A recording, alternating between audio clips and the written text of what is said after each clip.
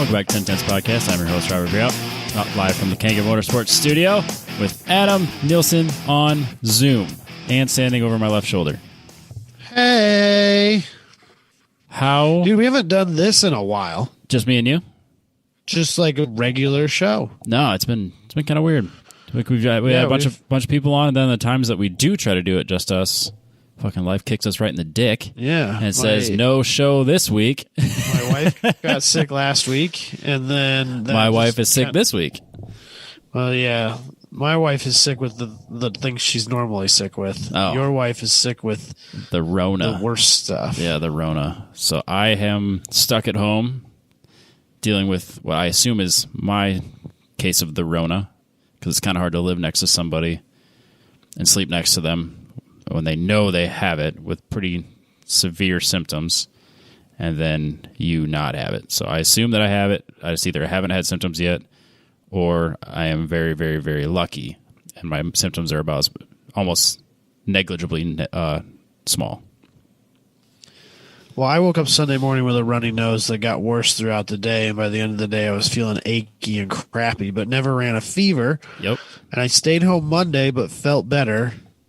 And so I worked by myself all day Tuesday, and I worked with another guy who just got over his round of coronavirus 2 weeks ago today. And I had a test today. So we'll see if that test comes back, because I'm still not totally convinced that I'm not sick as well. How was the test? I mean, there's no point. Like I'm sent home from work. I'm not going anywhere for 2 weeks regardless. Yeah. So this is the second time I've got it, and I feel like this wasn't as bad as the first time, but I don't know if that's just because I knew what was coming, or if it just really wasn't. But it sucks. So I think I've seen it done like on like the news and shit. So like, do they tip your head back and then shove a Q-tip to your brain, or how's that work? Yeah. So they take a Q-tip and they try to find where your stomach exits into your lower or to your small intestine. They try to find that through your nasal cavity. It's really sweet. Wait, what? No, I'm just kidding. But it's so goes so, dude. You don't realize, like, I think sometimes you kind of forget, like, how far back in your nose goes. Yeah, your sinus, right? your sinus your cavities and stuff. And the fact that like that's all connected, right? Yep. Like, I guess you kind of don't really think about it, but man, they get way in there. Yes, I swear, if that would have gone another quarter inch, I would have gagged on it. That's probably true, because that would have been like that same where like we can hawk a loogie from. So like it's that same area, I would imagine. Yeah. Like I feel if you would have put a 90-degree bend on it, it probably would have come back out and like rubbed the back of my teeth. Oh, it's like the worst. Oh, it's like the Ripples Believe It or Not, where that dude would like snort spaghetti noodles and then like pull it back and forth. I went to Bible camp with a kid that could do that. Oh my God. People are so weird. We had like a talent show, right? Yep. And there was a kid doing that in the talent show, and he had like a whole piece, and he would take it and he would like seesaw it back and forth. Gross. And then I was like, you just like whip it out, grade, and I still remember that. No, and then he would plug the other nostril and he would blow, and it would just go flying out of his nose, the whole damn thing. I was like, first of all, how do you figure that out? And secondly, like, why are you showing people this? That's disgusting. I'm still so fascinated that I can't look away. Yeah, it's like a train wreck. But at the same time, he probably got so much tail at Bible camp. I have no idea. Bible camp was weird. It was not as weird as Lake Owen, which was like a miniature. Fuck, I did it. Damn it. Damn. It was not as weird as Lake Owen, which was like a miniature Camp Woodward that I went to 2 years. Lake Owen's like a skate camp. Yeah, a so huge skate camp. park. It was also a gymnastics camp. Oh. And so there's like literally 200 skateboarders, rollerbladers, BMXers, but then there's like 200 or 300 gymnasts there too. That sounds awesome. It was. Was it awesome? The ordeal. It was quite the ordeal. Did you guys like fraternize? Not very much. Oh, that's disappointing. I don't know. I was pretty focused on skating. I'm going to be completely honest with you, Robbie. Plus, you're pretty young. Yeah, I was. Well, the second year I drove there and back myself. You really that old when you went? I was 17. Had my Damn. Cavalier. That was always like my dream. I always wanted to go. I never could. Yeah, I went. I went my first year. My mom and my little sister and we tripped up there. I think maybe my grandma went with us, and they dropped me off. And then I think they did some like stuff on their way home. Maybe they stayed up there the whole time, but weren't near the camp. They went and did other things. I don't remember. And then we went back home. And then the second year, I remember I drove up there. So like they did this thing where you could work, and you would miss like one or maybe two sessions a day out of the like 6 or 8 sessions you did. Like you could skate 10 or 12 hours a day, right? Yep. And they would move you around because there's like 3 or 4 different skate parks there, and they would move you around different sessions to keep keep people separated, like bikers and bladers and boarders. And then bladers, there weren't really enough of us to split us up by skill group, but I think the skateboarders might have been. Okay. So like newbies and people who were a little bit better. But then you could do this thing where you would work and you would miss like 2 hours a day of skating, but you would like make food, serve food, clean dishes, mop floors, wipe down tables, whatever. And it was like half the cost. Yeah, that seems worth it. And you skated so much that like most of the time, especially towards the end of the week, you didn't skate the whole day anyway. No. And so that's what I did the second year. And it's hard to skate that long and not hurt yourself. So hard. I remember when we would go up to Detroit for Bitter Cold Showdown, we'd skate like 3 days straight, and then like I'd skate so much that like the muscles in my arms were sore from like flailing back and forth. That's how much we skated. So it was just like, do you do that for 3 days and then don't skate for like a month? And then this was like Monday through Saturday or Monday through Friday. You had a 5-day deal. Yeah, I always wanted to go. That was like my dream camp, and I never got to go. I did Bible camp a couple times. Not the same. I think the first year I had to do a week at Bible camp in order to get my mom to let me do a week at Lake Owen. And then the second year, the deal was that I could go, but I had to pay for it. So that's why I did the work. Yep. Yeah, I think my parents said I had to pay for it no matter what, and that's why I never went. I don't think it was like as bad as you think it is. No, like, I think it was less than $1,000 for the week. Yes, but at $14,000 goes a long ways. Yeah, that's fair.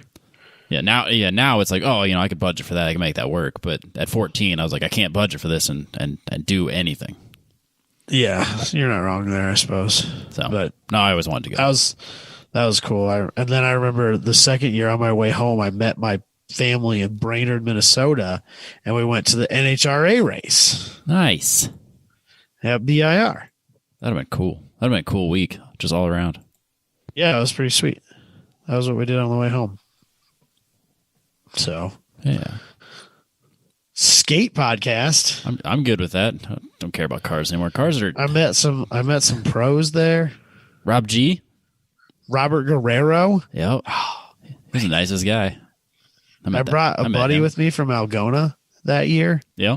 And he gave him 2 letters in skate. It's a big deal. Which is kind of a big deal because Rob Guerrero was like one of the most well-rounded rollerbladers on the planet.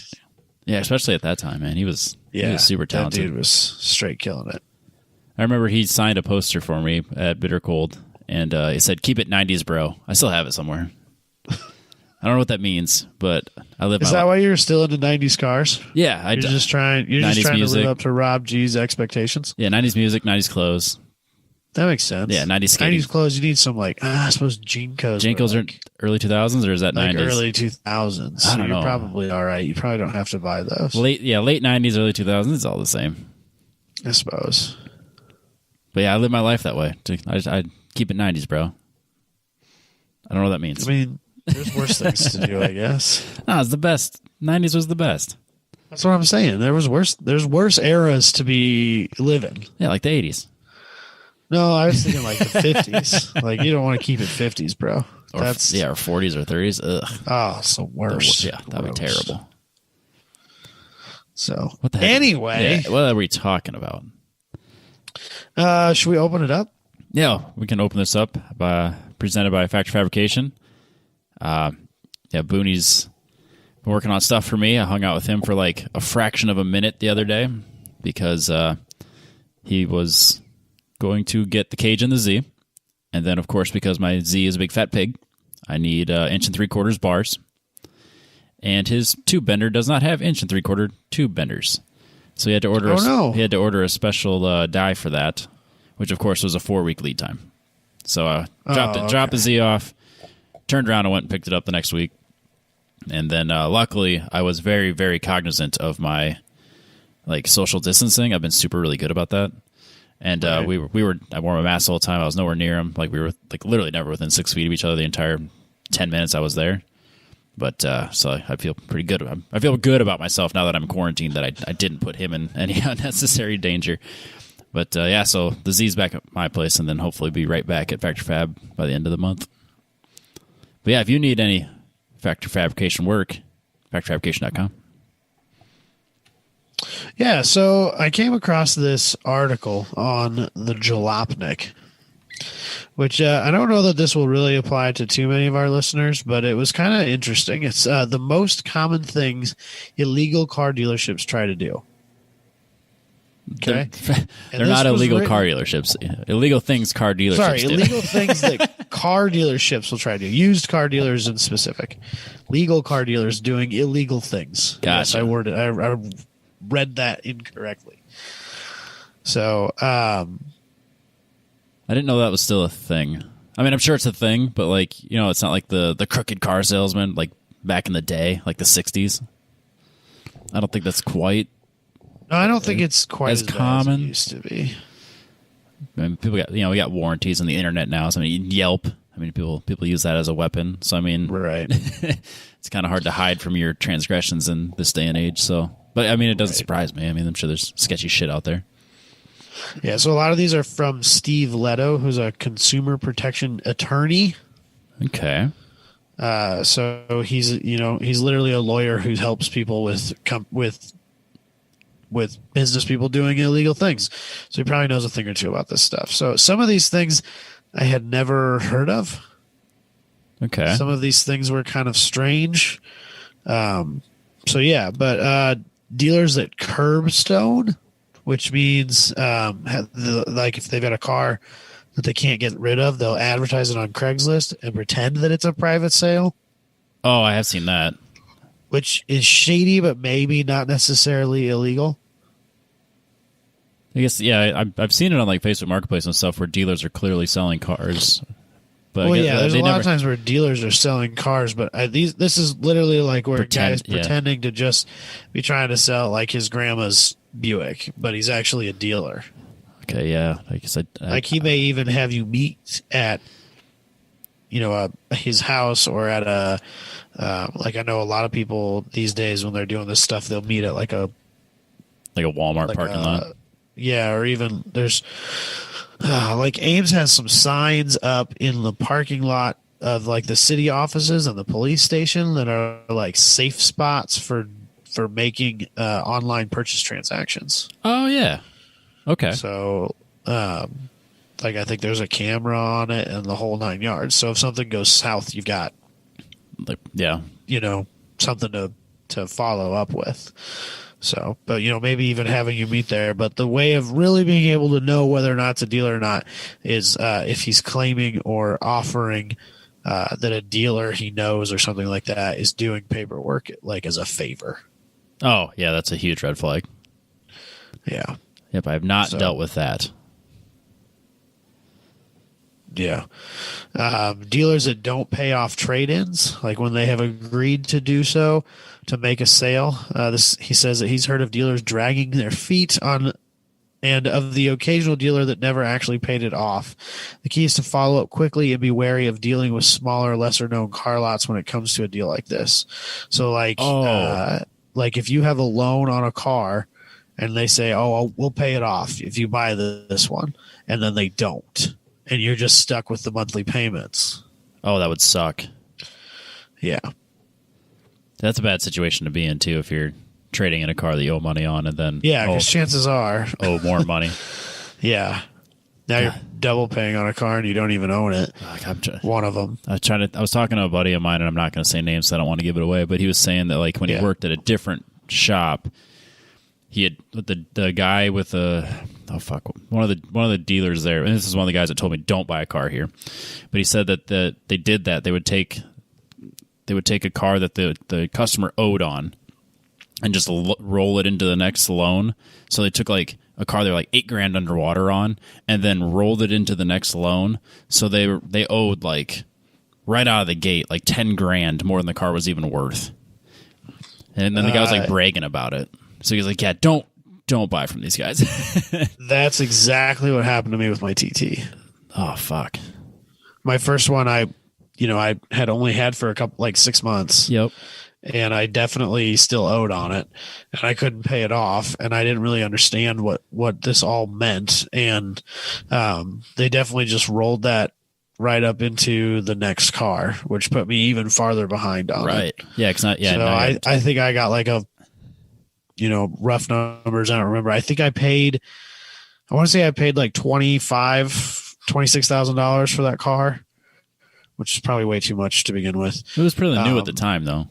Yeah, it was fairly new. It had super low miles. And you were making damn good money. But still, I think they were only like 40 new. Yeah.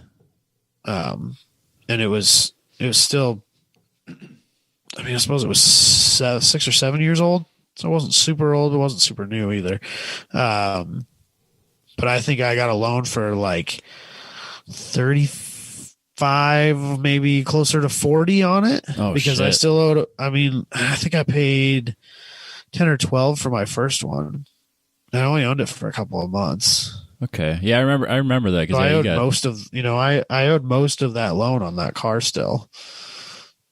So yeah, that sucks. Yeah, it was bad. Yeah, you learned on that one. So you learned the hard way. Yeah. Yeah, I definitely learned the hard way on that one. But that's like a real thing. And that's kind of what they do when they advertise that they'll, like if you go into a dealership that's advertising, oh, we'll help you get out from underneath a car you're underwater on. Yep. That's what they're doing. They're just rolling that the money that you owe on that car into your new one.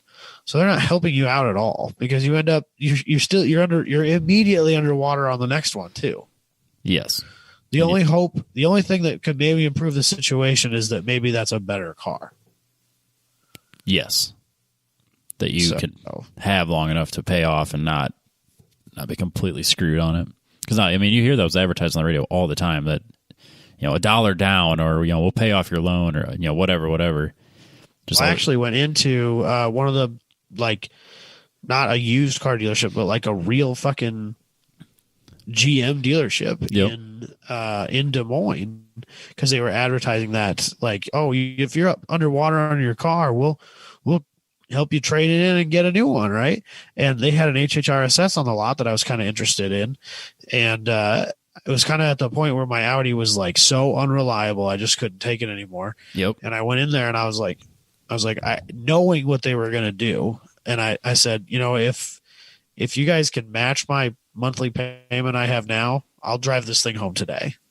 Like, let's do this. And they came back at me with like another $150 a month on top of what I was already paying. And I was like, that doesn't help me here, guys. Number. That's a remarkably larger number. It's 50% again more. So no, and I'm not doing that, but I went in there knowing that's what they were going to do to me, and still hoping that maybe I could at least come out with a slightly more reliable vehicle. So, well, it didn't work though. Yeah. What's next? Dealers selling cars they don't have titles to. Don't buy. They haven't received them yet. Oh, yeah, that's That's as big a red flag as it gets. Apparently that is illegal in some states, but not all states. But no matter what, you should be wary of doing such. You should never be buying a car without seeing the title first. Among many reasons being that the color of the title is often a flag to let you know if the car is a normal title or a salvage title. Yep. Did you know that? I didn't know it was a color. I knew that there was like at the very least some sort of like marking, whether it be. Yeah, it says salvage on them, I'm pretty sure. Yeah, because the 240s says I don't know if it says prior salvage or it says it on it. But I guess I don't know. I never paid attention enough to see it was a different color. Maybe other states have different colors. Yeah. No, I mean it just shows a designation of prior salvage. I've never had a car that's salvaged, so I don't know. I should have read this article first. I could have looked. Yeah, no big deal. Dealers that make money vanish, as in you put money down on the car before the paperwork is finalized, and then somehow the numbers on the final deal are such that the down payment got swallowed somewhere. Oh. No money should ever change hands before you have the writing in exact numbers on the deal. I was gonna say I was thinking there for a second how it went down for the Rogue, because it kind of went that way, because I had $2,500 in cash on me. Oh, okay. And I handed them $2,500 cash, and then the bill for the car was $2,500 less. So like the paperwork said $2,500 less because I handed them cash. So like when I went to the courthouse to get registration, that paperwork said $2,500 less for the value of the car and the tax purposes, which is probably illegal, but it worked out for me. Why would they? I wonder why they would do that. I think they were trying to do me a solid, even though it's unless he's just like pocketing the money. You know what? I was like in my early 20s. All I saw was, hey, this is going to cost me less money. I wonder if he pocketed that. I bet he did. I'm sure it was like some tax fraud thing. It was a small dealership. Oh, I thought you bought that from the Nissan dealership. For some reason. No. It was like one of those dealers that buys them like from the auctions or whatever. And then sells them. Huh. Because I actually think they make their money from the other part of their business, and then the car dealership's like just there. Because like that's he for sure pocketed that money. That money did not go on his taxes that year. What's the statute of limitations on that? Because I bet it's been. I mean, you didn't say what dealer. No, I didn't. 6 years. I mean, if you really wanted to go back, you could probably figure it out from the podcast. But yeah, whatever. I mean, it is what it is, I guess. So, then he talks to another lawyer in a similar situation, but operates out of Maryland. And this guy hit some of these, like this one, just kind of maybe not even specific to cars, but in general, inflating income and deflating monthly rent on credit applications. Super, super shady. Yeah, that's like extra illegal. And you're not I mean, that's not good for anybody. What do you involved. care, right? Yeah, well, so that could come back, that's kind of the thing. So I remember Josh Vettis used to work. Like he had, for a short period of time, he had a mechanic's job at a buy here, pay here. I remember he fucking hated that place, but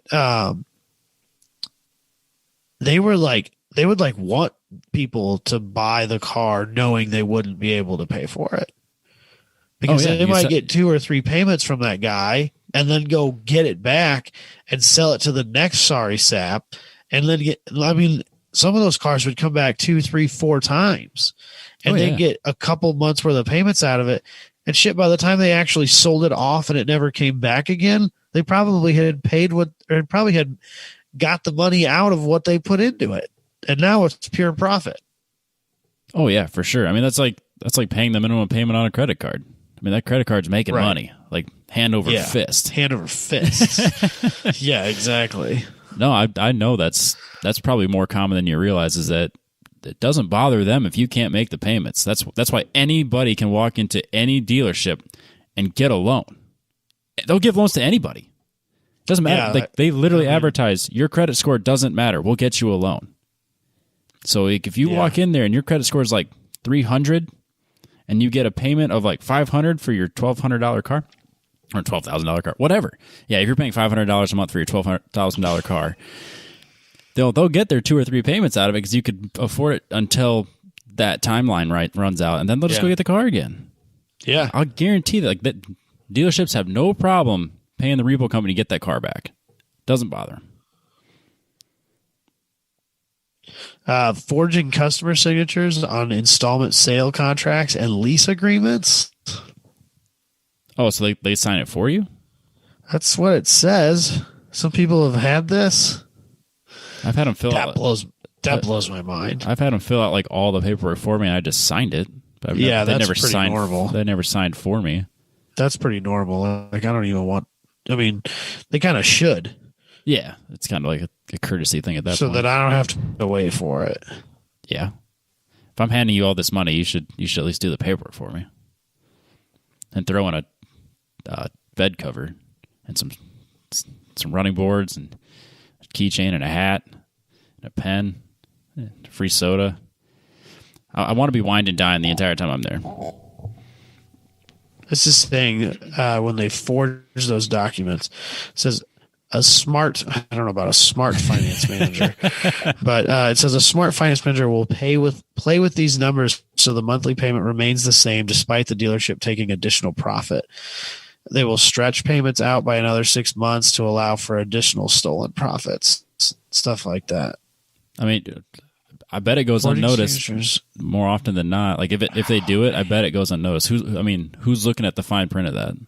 By the time you've been at the dealership for an hour or 2 or 3 or 4, you're ready to go. You just sign the paperwork. Okay, I know what my payment is. Out. I mean, you're not sifting through 12 pages of payment contracts. No one does. Jesus, this is so sketchy. Yikes. Representing vehicles as having no accidents when they do have serious damage. That's fucked up. I bet that's more common than you'd ever realize. Yeah. Like a Camaro. Yeah, I think I genuinely do think that when and if Dalton decides to sell that Camaro, he won't represent it as a never wrecked car. No. It's too documented. I mean, but there are plenty of people out there who would. I bet probably the mass majority in all reality. Like, unless it's like super jacked up that you could obviously tell something's not right, like with the chassis or the unibody or whatever. I mean, right.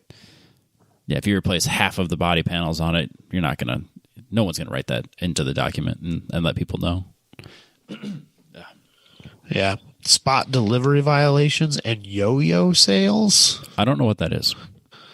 When the dealership delivers a car to a consumer, but the financing has not been finalized, most states require the information to be provided to the consumer so they know the deal is not finalized.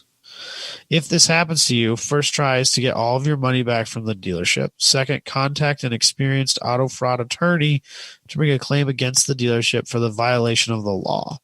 You may be able to recover any economic losses as well as emotional distress, which can be significant depending on the facts.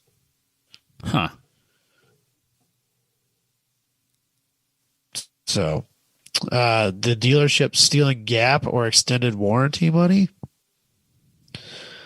The customer pays for gap or an extended warranty. Gap being the like gap insurance, which is like if you owe more on the car than what the car is worth, then and it gets totaled, that gap insurance will cover the difference.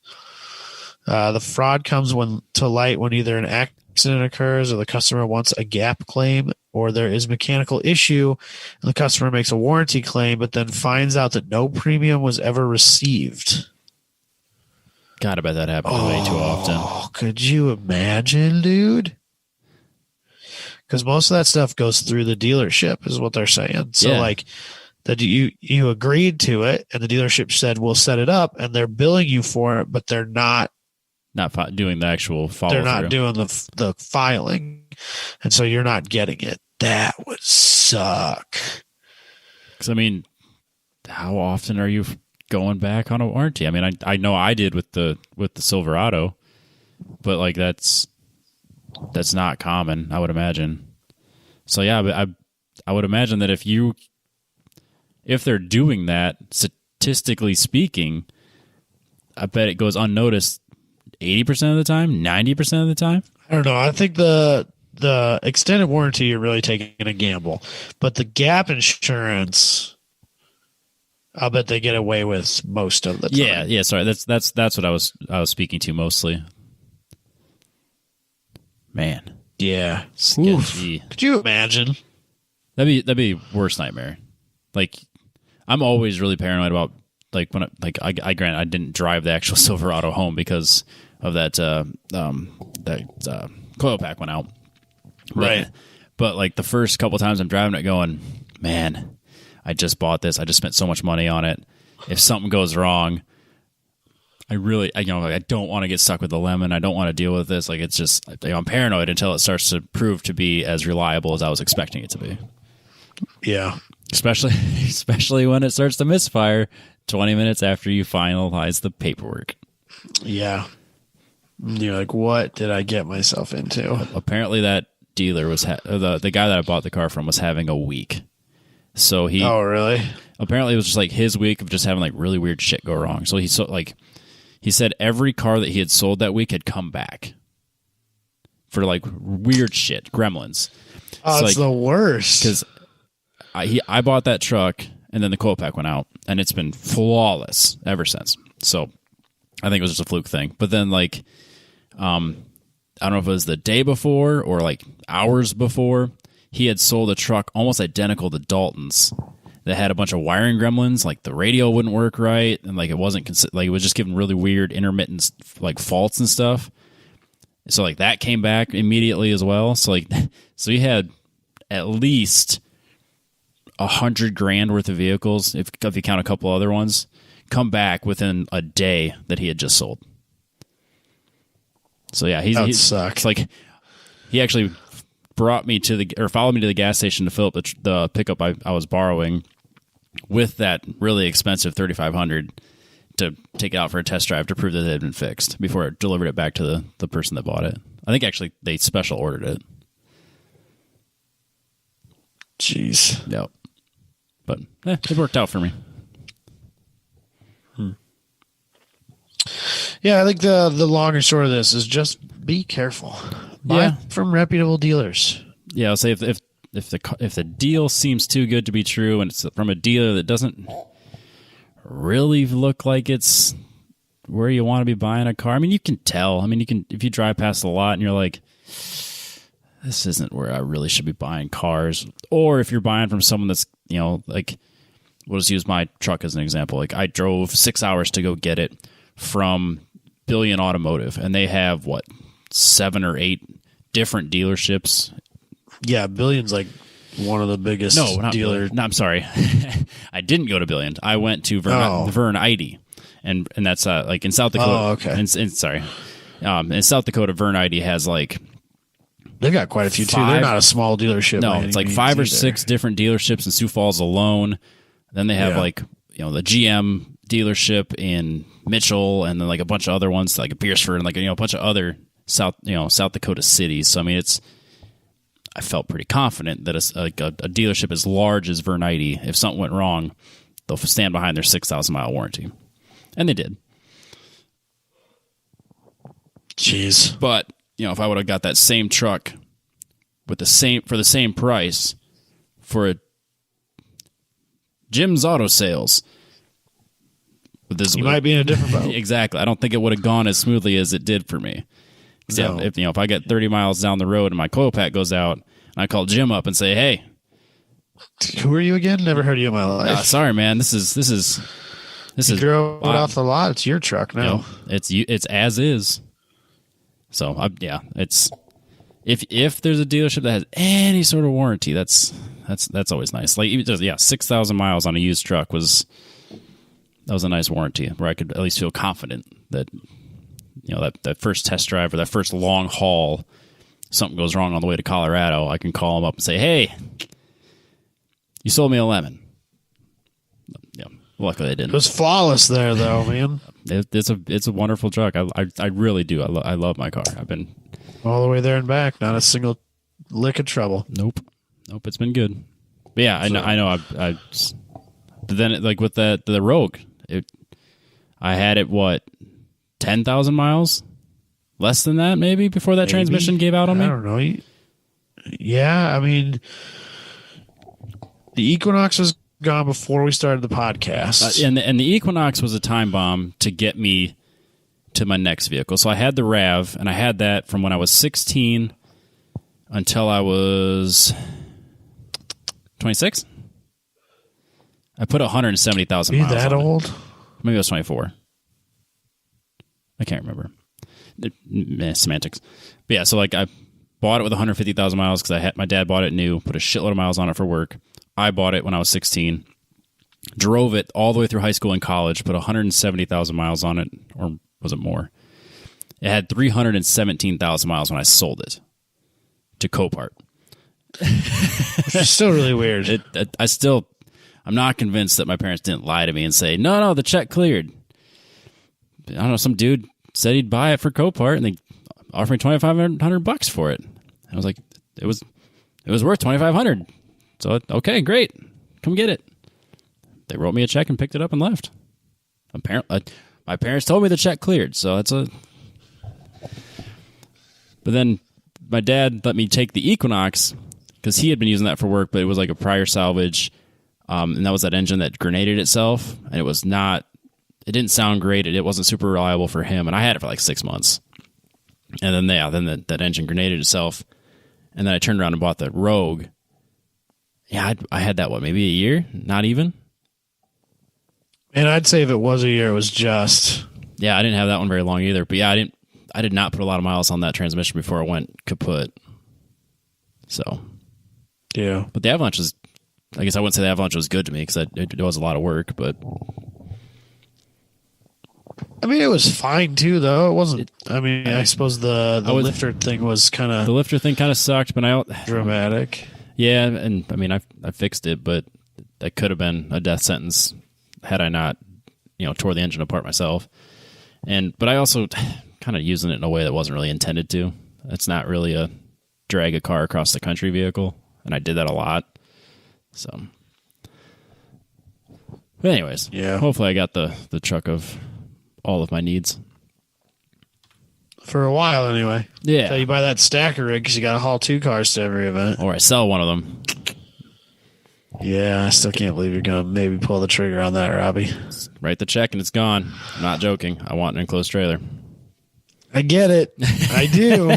But I'm just not sure that it's what you're going to want 2 years from now. No, I've accepted it. I've found myself shopping around for the next like long haul build. Like, that's not a track car specific. That's more like, buy it. A street car. Yeah, a street car. Streetable track car. Yeah. Like, looking at leases, like, oh, man, I could get one of these, like, wrecked and then fix it over time and have, like, then get that, one of those dream cars off my bucket list. So, I'm ready to move on, I think. So, I mean, if someone shows up with the right amount of money and takes the truck and trailer, or the car and trailer, yeah, I don't think I'll think twice about it. I might regret it at times, but I'm ready to move on. If you don't buy a kit car next, I'm going to be disappointed. That's also on the list. Yeah. Someday. Maybe if I decide it's just good quality content, Robbie. I know. If I decide that racing sucks and I hate it, which I hope not the case, then I'll for sure buy a kit car. Just sell everything. Kit car. I feel like that's not going to be the case. But no, I'm pretty confident it won't be. It's pretty unlikely to me. Yep. Someday. I know I always said so. That was kind of like my retirement plan, was that I'd always be, I'd retire, hopefully at a relatively early age, so I can just tinker on cars all day, every day. Yeah. That's the dream. Hopefully in a nice, warm climate, because I fucking hate it here. It's cold. Actually, I love it here during the summer. I think the reality of what you're going to find is the reality my dad is dealing with right now, which is that he has the money to retire if it weren't for health insurance. Not to get like political or anything, but I just assume that I'm not going to have any sort of like Social Security or help or anything. So I just assume I'm going to work until I have enough. I think it's best that you assume that it's all going to be gone, and that if it isn't, it's a pleasant surprise. Yep. Nope. I have been very aggressive with my retirement plan, which is why I always complain about not having money. It's because I take a very large chunk of my paycheck and go straight to 401k every month.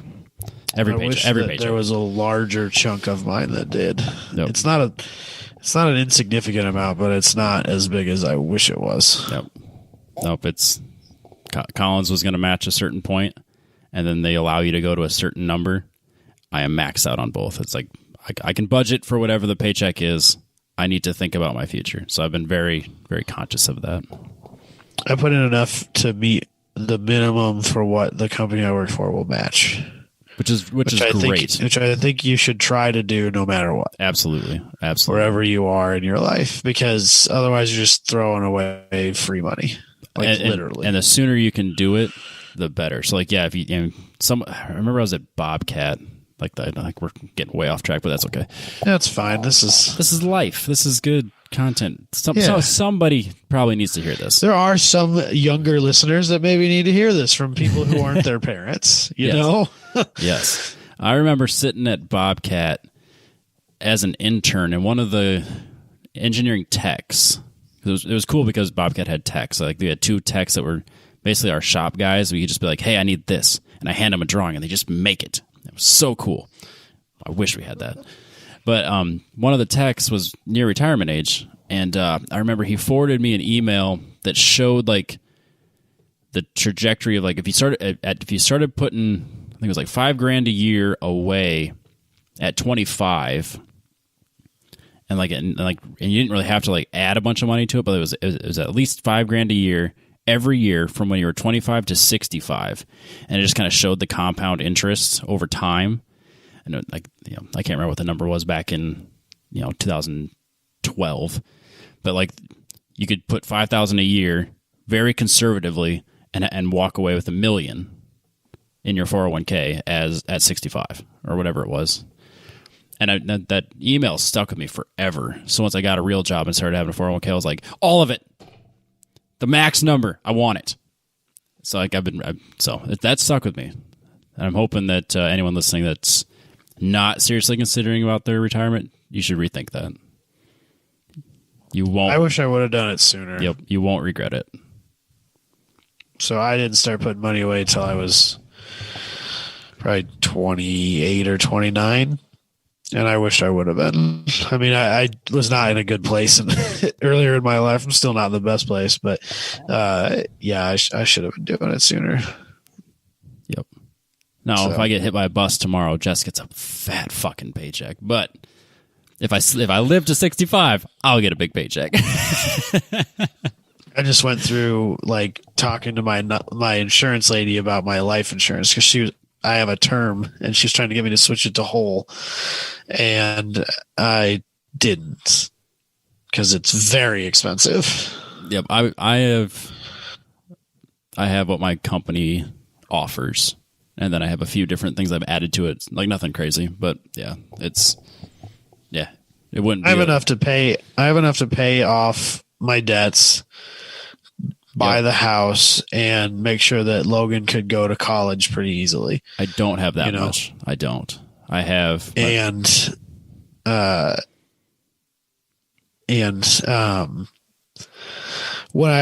be 61 when that runs out, and I figure if I haven't paid off my house by then, that I got bigger problems on my hands, and like I just don't see why I need a whole life term or a whole life instead of a term life, like I don't really care if I have health insurance or if I have life insurance to pay out if I die when I'm 80.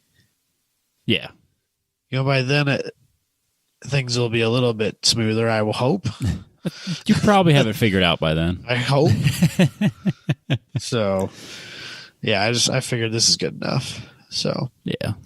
But it's like $30 a month for what I have now. And to get the same amount of money as a whole life is $340 a month. Oh, boy. And I was like, you can tell me that with a straight face and think I'm like, yeah, that sounds great. Let's sign me up. Yeah, let's do that. But in her effort to try and talk me into it, she did find me $100 worth of savings a month. Well, that's good. So I wasn't mad about that. That was pretty sweet. Yeah, that's nice. turns out I had forgot that I was paying on the Focus. Oh shit. Yeah. So Yeah. that wasn't all of it, but that was a chunk of it. So back to dealership fraud. Right before we finish this, yeah, I tried to register the Z. You remember? I tried to do that when I registered the truck, and apparently they wouldn't let me register it because Illinois requires both signatures if two people are on the title, and I only had Josh's signature. Oh. And I haven't got a hold of him to get the second signature, and now it's to the point where I was like, well, this car's never going on the street again, so now I'm not even going to bother. So I saved myself like $350 by not forging a signature that day, which is good. So I didn't do, what would that be? Fraud, I guess. I didn't commit fraud, and then I also saved money. So win-win. That's good that you didn't commit fraud at least.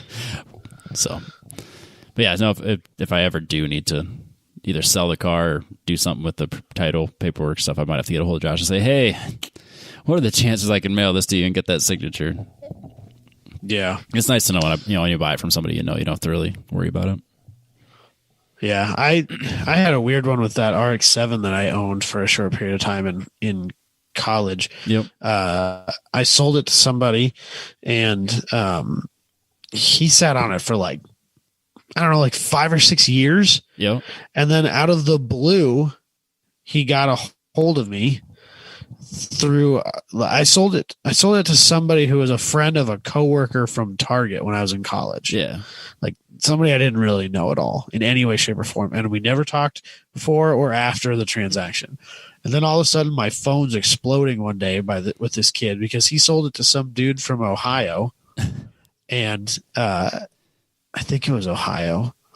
And I think like apparently in Ohio, whatever state he was from requires a notary signature. Oh shit. And that kid never transferred it into his name for 6 years and then tried to turn around and sell it. Yeah. And so then, and this dude from whatever state it was, I want to say it was Ohio, drives all the way down here on a fucking Sunday. Oh my gosh. And then thought that it was my responsibility to find him a notary and to drive from my place in Ames up to Sioux City so that I could sign this title over to him. And I was like, first of all, I haven't owned this car in years. I don't know who the kid who owns it is. Yeah, so your name would be dated on it. How you got my phone number. And secondly, it's a Sunday. Yeah. Where are you going to find a notary on a Sunday? The only place I would think to look would be UPS, but I wouldn't hold my breath.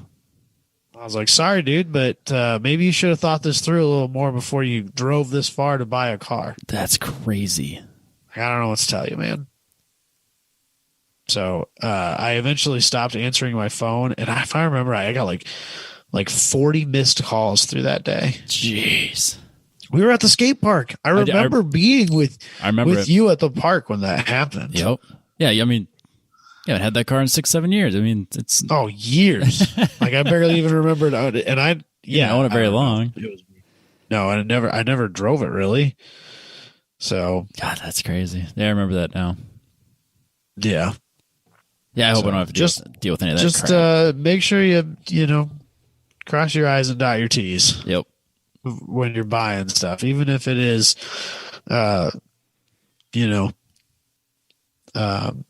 not through a dealership. So, but anyway, should we move on? Yeah, this life advice is brought to you by Factory Fabrication. FactoryFabrication.com. If you need your handrails, stairs, skate ramps, whatever, he'll make it. Roll bars. Basically, if you have an idea and you can make it out of wood or metal, he can make it happen. FactoryFabrication.com. So I fed my cat a bunch of catnip before this started. Is it? I noticed you keep looking away, like you're watching something. So apparently Katie needed something. I'm assuming like pajamas for my kid because I'm in my kid's room, right? Yes, I remember. So she came in here and did something, and then the dog was right here, and I was like, "No, you stay out. You stay down." But right now, my cat's sitting on the other side of the door, just meowing its head off. And I can't hear it, but I know. Hi. Yeah, he's having a time of his life, man. And I assume that he's just going, bro. This carpet feels amazing. I'm so high right now. We could all wish to feel that good. I've never felt that good ever. When I die, I want to come back as a cat of the Nielsen family. Just catnip all day. It doesn't get better than being a cat of one of my family members. Well, So I guess why do you say that? Because they're the most spoiled, rotten, lazy, fat, waited on hand and foot animals that anyone could possibly ever like. You could not live a more comfortable life. So my dogs are pretty than being the close. cat of one of my family members. Yeah, so my dogs are close, I bet. Yeah. But like my cats don't have to go in a kennel ever or anything like that. No, it literally breaks Jess's heart. Like if it came down to it, if we couldn't board them with family or friends, we would skip a vacation if it meant having to board them for more than a day. We found a place here in town that's just like a lady who just lets the dogs run around her house with her dogs. Yeah, that'd be good. And she's cheap. Yeah. Yeah, and if you need a reference, hit me up. I'll keep that in mind. No, we've tried it before. Like there was one place here that was like real close, like painfully close and convenient, and it was like super sketchy. And then then Kyle was like super like he went and hid for like a week afterwards, and then they both. That's what I'm worried. That's what I was worried about with our Cocker Spaniel. Yeah, is because he's so. He withdrawn hates. To begin with. Yep. No, and I assume that if not both dogs, at least the pit bull assumes that we're leaving him to never come back because that's what's happened to him like his whole life. So it breaks Jess's heart, so we can't do it. And then they both got kennel cough, so we're not doing that anymore. Fuck that. Now, if you need a place, hit me up. Okay. Yeah, there's a couple places I would consider, but in all reality, if we can't drop them off at her parents or my parents, or have somebody come let them out from our house, we'll skip the vacation. It's not worth it. Yeah. Oh well. Let's talk about more car stuff, Robbie. I've done some car thing, as much car things as I could. Is this a car podcast? I have a car company that I would like to do a little bit of shit talking about. Oh. I have some cool cars I got to check out in lieu of a thing that I wanted to do that they wouldn't let me do. Okay. Let's do that. Yeah. Where do you want to start, man? So I'm going to start with something that I didn't send you any pictures for. Okay. So a couple weekends ago, was the Mecum auction in Kansas City. They did that? Well, okay. So let me get there, right? Okay. So that was supposed to be a couple weekends ago. Yes. I went to that last year. And it was reasonably good time. It was better than not, this is better than sitting at home, not doing anything. I do remember you going. Yeah. And, it was cool. So we were going to go back, but I remember, last year when we were there, my dad said something to me about because we were looking, because it's a televised event, right? Yes. So at one corner of this huge convention center place, there was a full size semi rig that was where all of the camera equipment operators and stuff like that were working out of, right? And we were kind of talking about oh man, that's the dream, right? That'd be dope, right?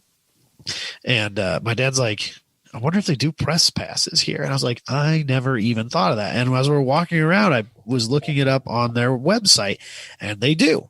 Heck yeah, they do. So I was like, this year came around, and I was like, yeah, let's do this, because it's like $30 a person to get in. Oh, that's way too much.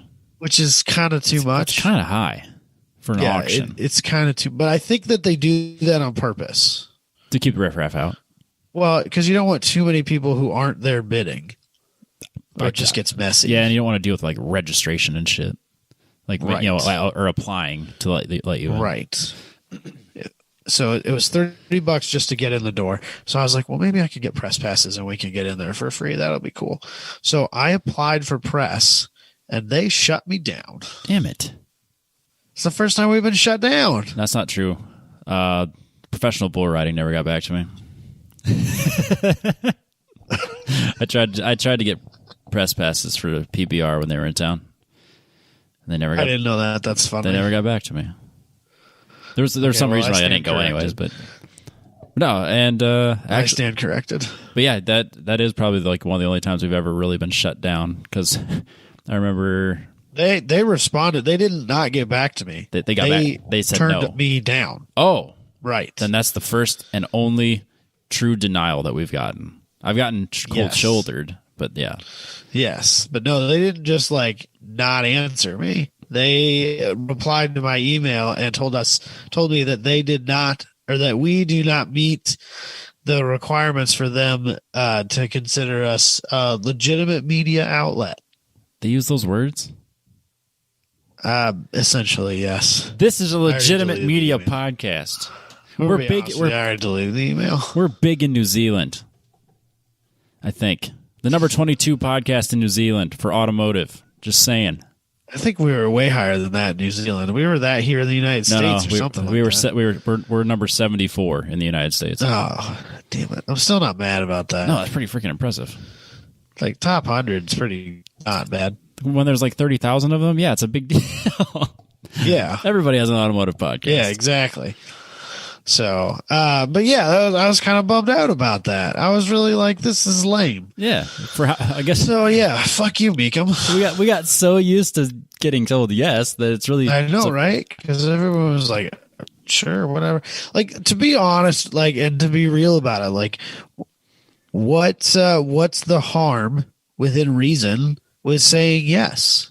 Yeah, unless you have like a bunch of people coming in.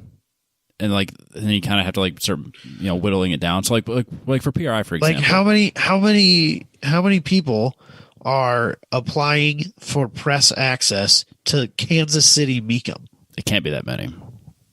I bet you I was the only one that wasn't like a regular does the circuit media guy. Probably. Well, I've always kind of felt that way about PRI. Is that I've always been surprised that we've been. Because PRI gets a lot of people and a lot of online people, websites, magazines. Yeah, but I think they just podcasts. Let everybody in. So I was expecting PRI to say for media people that they'd look at us and go, no. But like Meekum, I kind of think the same thing. It's like, well, what do they care? Yeah, like the same with Good Guys here in Des Moines. Like, right? What do they get? One other? Who cares? Yeah, it's not a big deal. Like it's. When you're selling 20,000 tickets, does it hurt to sell 2 or to give 2 away? No. Especially for someone that's going to talk about it. Right. Well, I remember through the show, it was like a listener, and now I'd have to go back and double check, figure out who it was exactly. But like I kind of mentioned the fact that I wanted to watch Lamborghini Super Trofeo at Road America. And like that next week, they forwarded me in a Facebook message with the media director and like some other guy, and we're like, hey, he wanted to do this. What can you do to get him a pass? And I was like, I wasn't ready for this. I have nothing prepared. And they were like, yeah, man, that's all. They were like super on board. Of course, this COVID hit, but they're like, right. And this was like way back in I think it was like January or something, like way early in the year. Like the schedule had barely been out yet, and it was just like, yeah, this would be great to go to. And like, just got rolled out in front of me, like, oh, well, I guess I'm going to do this. And then of course it didn't. But like, yeah, man, they were like super receptive to us and our silly little show. So like, if that could happen again, I'd be pumped. I would clear my schedule to go watch Lamborghini Super Trofeos. Hell yeah, that'd be sweet. At Road America, fuck yeah, that'd be awesome. I need to go to Road America this year, 2021. That's the only track I've bought on iRacing.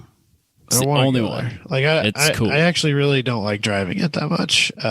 Sims. I have not got a feel for it on the sim yet, but I also it's not that much fun on a sim. I've also, in my opinion, only have tried it on Spec Racer Fords because that's what it was that week.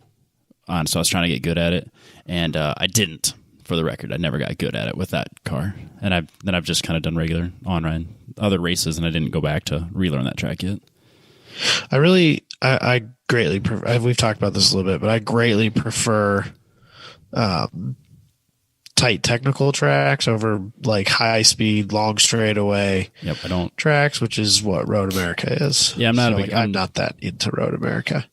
I'm not a big fan of the long, drawn out straights. Like my least favorite track to drive. Again, it's just like online shit, but absolutely is Le Mans. I can't. Like I don't like it. I think it's not that much fun to me. No, it's a super awful racing track, in my opinion. Honestly, Yeah, I don't disagree. I've never been there. obviously. I'm just comparing it to wanting to do endurance racing online with some friends, so I practiced. Here, you want me to take a little heat off of you? Okay. I fucking hate driving the Nürburgring. I really have not done much on the Nürburgring. If I were to be like in a position where I could go and drive there, I would way, way, way rather drive the Grand Prix circuit because I love the Grand Prix circuit. Yeah. I don't blame you. So I have noticed. What do you do? Yeah, I have noticed that the more that I've done iRacing, I've gotten in the last couple of years, I've gotten to drive a lot more different tracks. That I really dislike short tracks. Like there's a few like on iRacing where it's like a 1 minute lap, and it just seems like it's not long enough. And like so, if someone has a good feel for the track, they're just going to run away from it, and you don't really get an opportunity to do anything. So I like the longer tracks from what I've been doing. Yeah. So and back away from this tangent. Yeah, Mecum, what Mecum ended up doing, they announced a few days before the event, was that they were only going to allow you in there if you were a registered bidder or seller. Yeah, in 2020, I can't really blame them. Yeah, it made sense. I can't. Absolutely made sense. And my dad and I decided that it wasn't worth buying $150 bidder registrations and that it was too late for him to register a car to sell, so we just weren't going. Yeah, I don't blame you. I don't get so. Yeah. But what'd you do instead? So instead, so my dad has just sort of recently, we talked about this, moved to Missouri, about an hour north of Kansas City, and starting to get to know people around there. And I guess there's this little town, just a little ways north of the town he actually lives in, that has a parts store in it with a guy that my dad has kind of clicked with, because my dad, he purchases enough car parts that he needs a parts guy. He can't just like go into O'Reilly's and talk to whatever random kid is standing behind the counter that day. My dad needs a parts guy. Right? Yeah, no, I mean, I get it. Which I totally understand. It's so much easier to deal with. But so he found his parts guy, and so he's going to this guy pretty regularly. Well, there happens to be like an older like hardware store. I think it's just like a family owned one. I don't think it's like an Ace or anything. Like a Hardware Hank kind of thing. Yeah, right. I'm not exactly sure what it is. I haven't seen the store yet. But my dad said when you walk in there, it's like stepping back 50 years in time. Oh, that's the best. Those are the best hardware stores. Like the floors creak when you walk in and everything just looks old. And like the dude that greets you is 70 years old. It's been his shop for 60 years. Right. He's been running that place since he was old enough to walk, and he was just like, and my dad went in there and like, I think the guy kind of caught him just kind of staring around in wonderment almost. And the guy's like, can I help you or whatever?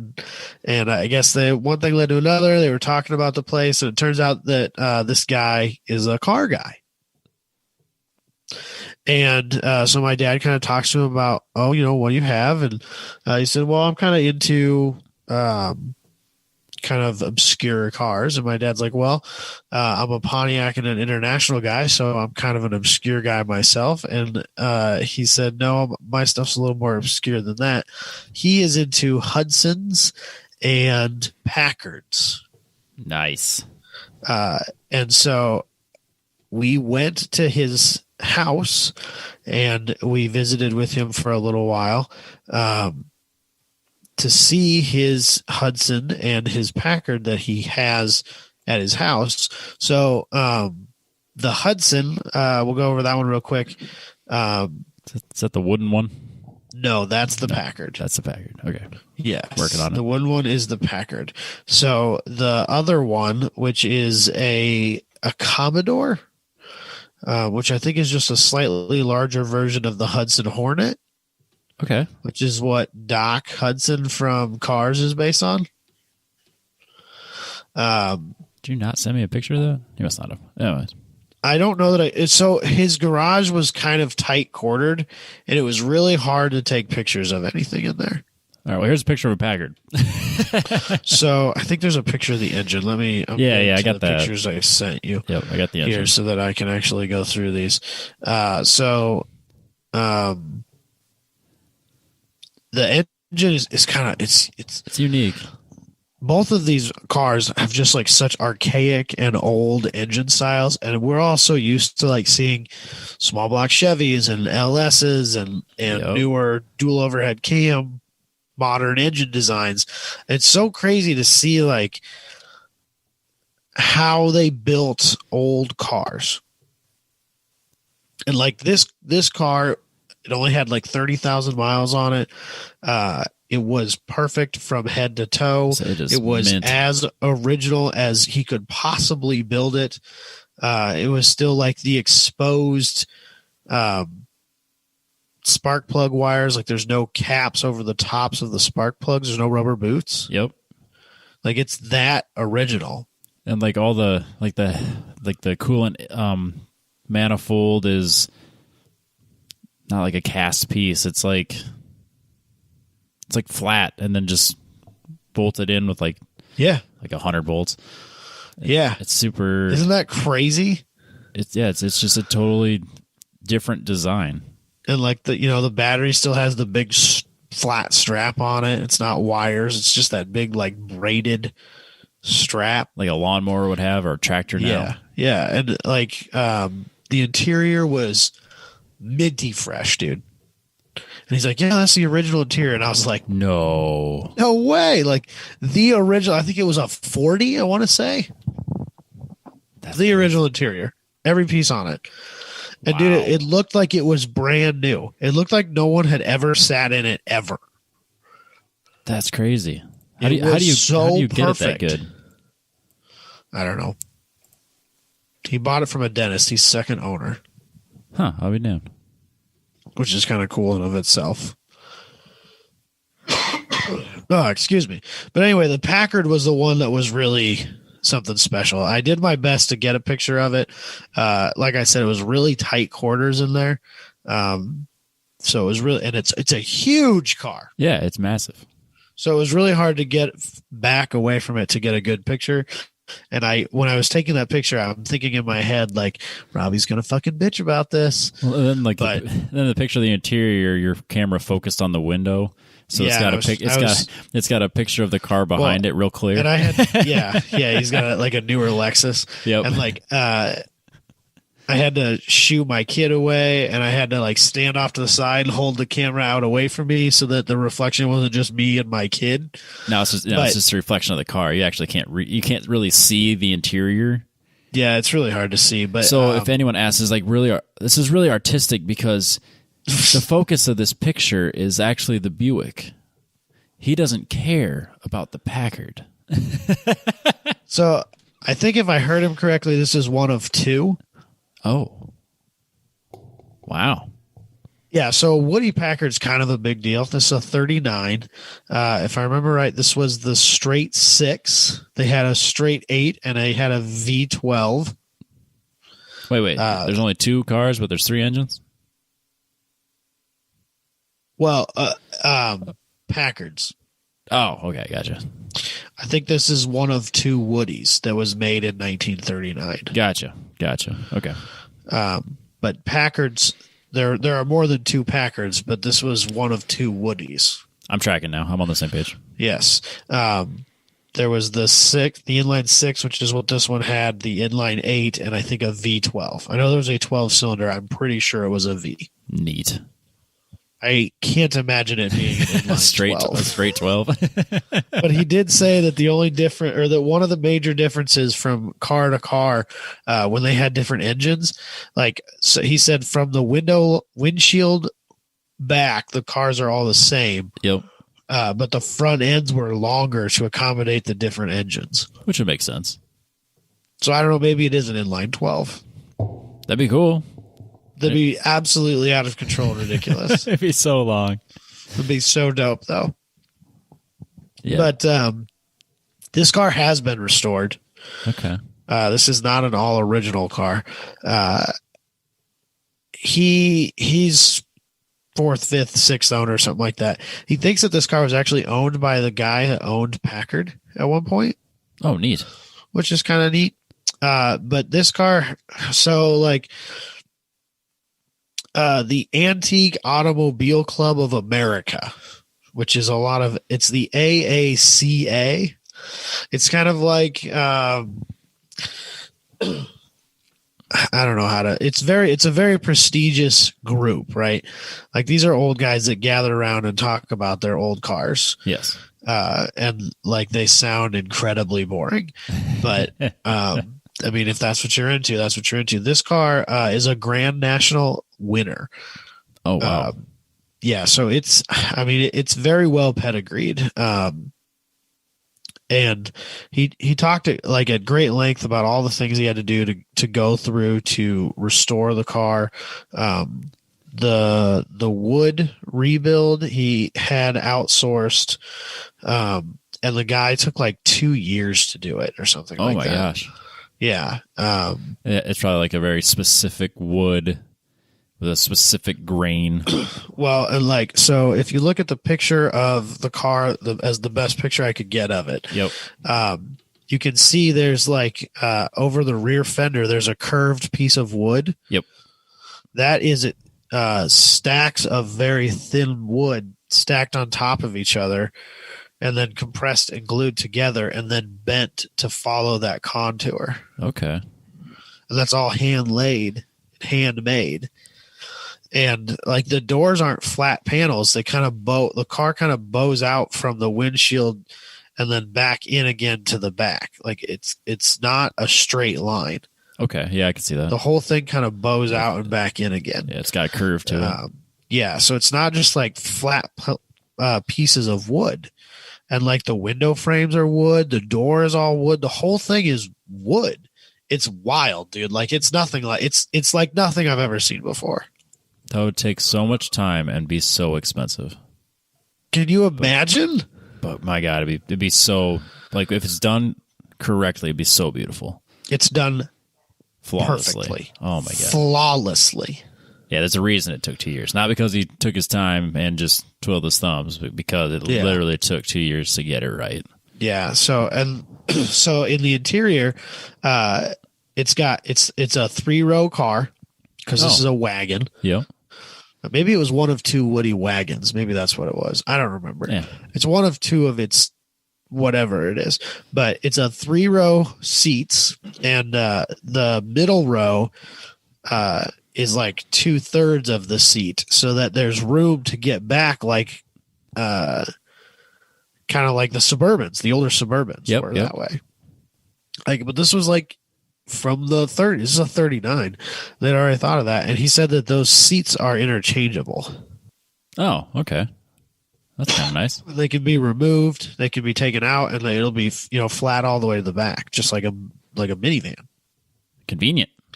And then if you see the picture, if you look hard enough at the picture of the interior, you can see that's the spare tire built into the back of the front seat. And it's all of like 2 inches wide. Yeah, it's probably like, not much of a tire, but it has a leather cover on it. Yes. And like and the door panels on the inside are all wood too. They're all wood too, yeah.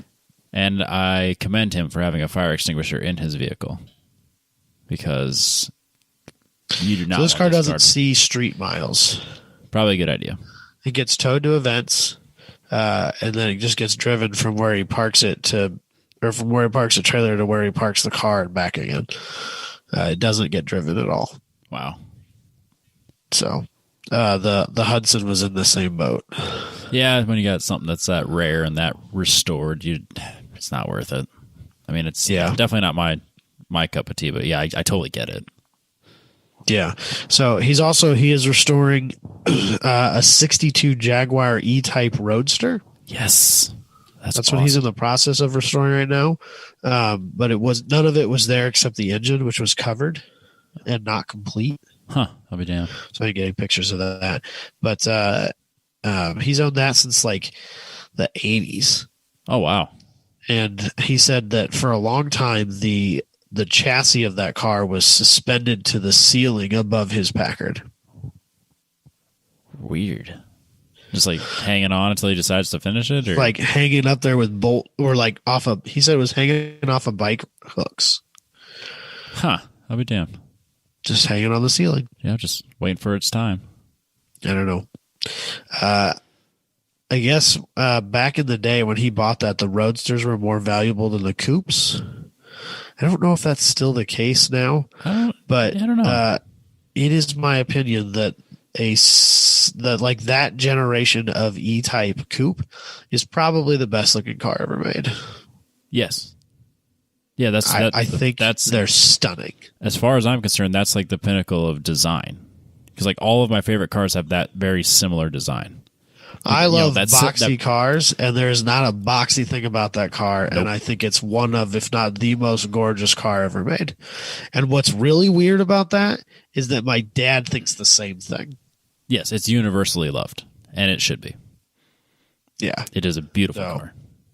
He has a 40 Packard as well. So the guy's got some pretty crazy things. Yeah, he does. And he's owned some pretty crazy things in his time, too, because this isn't the first Packard he's owned.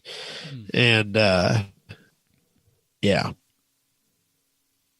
Well, nice. So it's just kind of crazy because, like, this is a town of 1,500 people. Yeah, it's a small town. Maybe less, probably less. Like, just a tiny little podunk town in the middle of nowhere.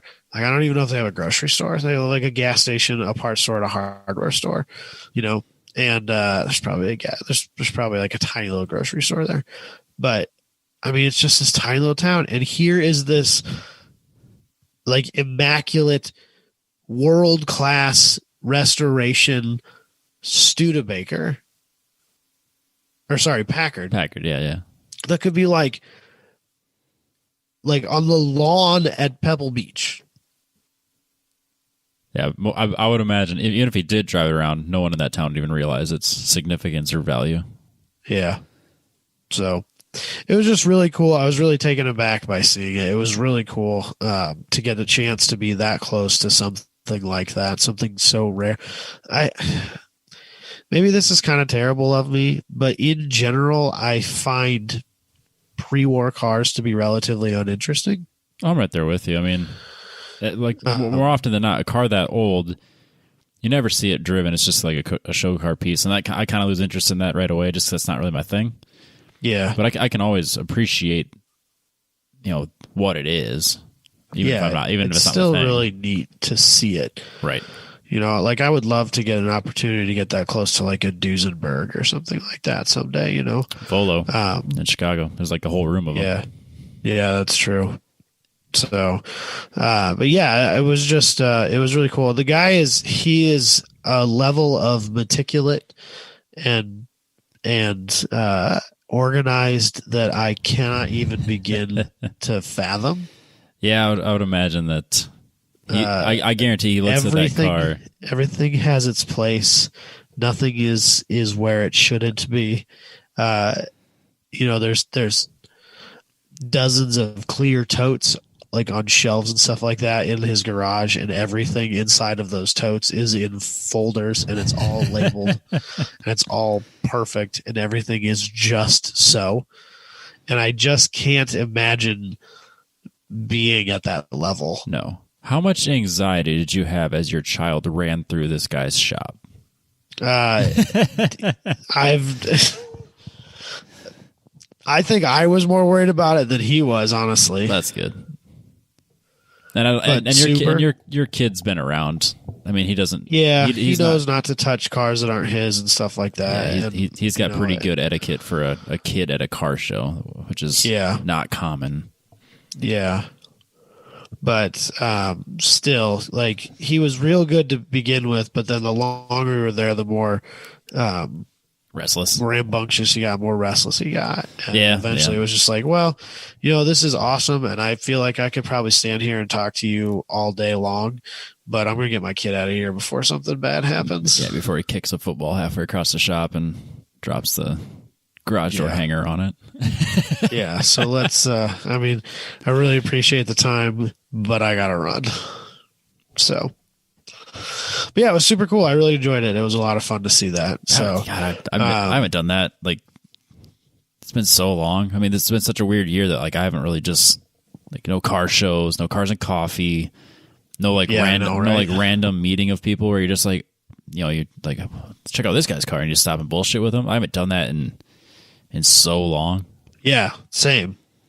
Yeah, it's just weird that I don't even think about it until like right now you mention it. Like, you know what? I haven't shot the shit in like a random person's shop in forever. For some reason, there's nothing I enjoy more than talking to like really old car guys. Oh yeah, the stories and like they're just the coolest dudes. And like they're like a pop bottle all shook up. They're like ready to just tell you like, oh man, this one time. And then like it just, the stories just go, man. And it's super interesting. Yeah. So, and then I wasn't even really planning on talking about this in this these things together, but then we ended up not doing a show last week. So now we get to, we did a small, very, very small Thanksgiving gathering with my family here last weekend. And while we were there, we went to visit a friend of my dad's from back where he grew up in, went to school and stuff. And this guy got his hand on what I believe is a 71 or 2 Maverick, which in the 70s was a pro stock car. Okay. And so I know Dusty is like the biggest 70s and 80s pro stock racing nerd. So he knows a lot more about the stuff and gets a lot more jazzed up about it than I do. Not that I don't think this stuff is cool, because I think it's about as cool of racing as it gets. But yeah, so this was we're fairly certain this was basically a race car its entire life. It's a 71 or 2. The guy who knows an incredible amount about the history of the car said that it was built in 73 or maybe 74. It is a chromoly tube chassis. The fact that it's my dad didn't realize that they made chromoly cars, that like he thought that chromoly was like a 90s thing. Oh wow. So like I think this is kind of like one of the first, like seeing 80s cars that are made out of carbon fiber. Oh yeah, like, that's a really good comparison. Yeah, for sure. Like it existed, but it wasn't common. Yeah, like seeing, Ferrari F40s that were carbon fiber. Like this is the level of technology that went into this car. Jeez, when it was built. Like that's the pedigree that this car has. I mean, even today, you don't see chromoly everywhere. I mean, it's not. Chromoly is a pretty common thing in drag racing. Okay. So I guess for those that don't know, to my understanding, chromoly is lighter and stronger than mild steel tubing, and a lot of roll cages can be made out of it. Yeah, but it's very hard to work with and weld, and it has to be TIG welded. Yeah, I mean, because like, so it's not for the faint of heart. It's not for us common folk. No, and I'd say most often you get a lot of people do Dom, and then like you could get a thinner walled chromoly, but like like road racing, right. and especially at our level, you just don't see it. I think the big thing with road racing a lot of times is that you have minimum weights. that you have to meet anyway, and that chromoly is also incrementally more expensive. Yes. Yes, it and is. when you have a minimum weight that isn't that far off of the production weight of your car to begin with, there's really no point in trying to save. If you have a 200-pound cage, I'm going to guess a chromoly one's still 150, and it's not worth spending the money. No. And yeah, and who do we know that's not pinching pennies to fund their racing? So I mean, that's right. That's so money spent elsewhere. A lot of drag racing does not have minimum. Well, at the time at least, and I think even still, a lot of these guys they don't have minimum weights. Okay. A lot of that stuff is more based off of most of those classes. I think are built around engine rules more so than chassis rules, and so then it becomes maybe more worth it. Okay, yeah, that would make perfect sense then. So, like my second junior dragster was a chromoly chassis. Oh wow, that's awesome. That's super cool. It was wildly lighter. I bet. I would imagine at that level. Like 16-year-old me would struggle to lift the front end of our mild steel tubing car, and I could pick the front end up of my chromoly car and lift it over my head with one hand.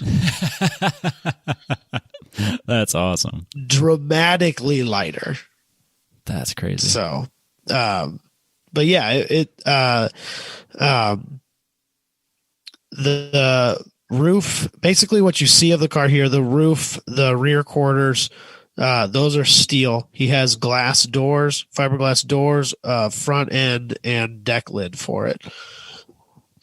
It currently still has original glass in it, but he said he was going to change that out. Make that Lexan.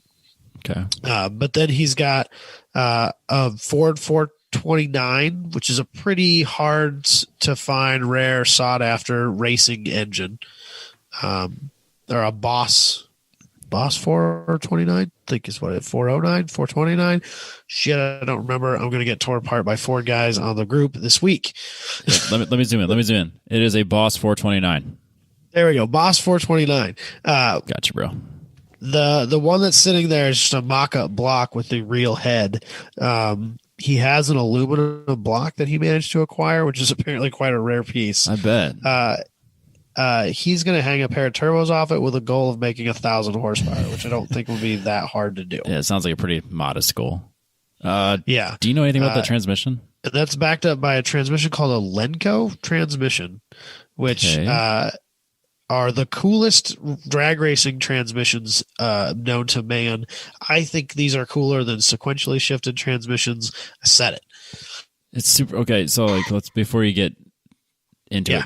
So it's just a really weird design. So like a typical transmission, to my knowledge, and I'm sure a lot of people's knowledge, is like, you get the big castings with bell housing, and it's just like it looks like a transmission.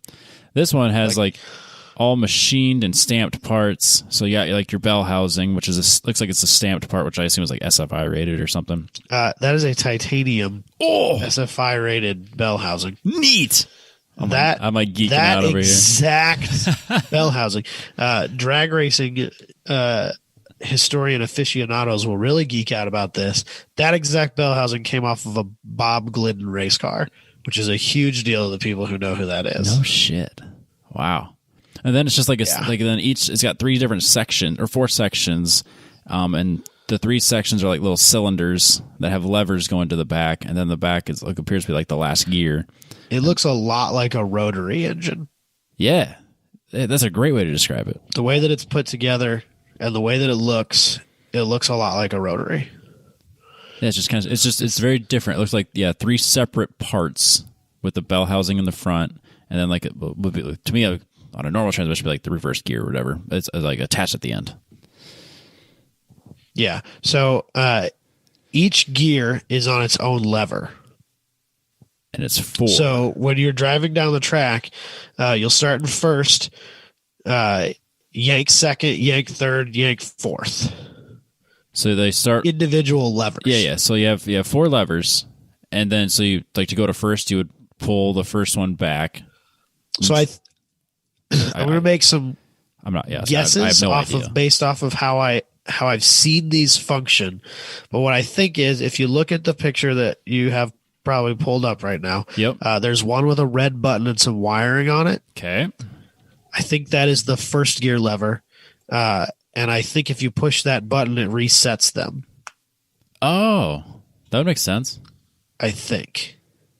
And I think that's also the one that you can use for reverse and neutral. Let's say one looks like it's got like a lock on it, or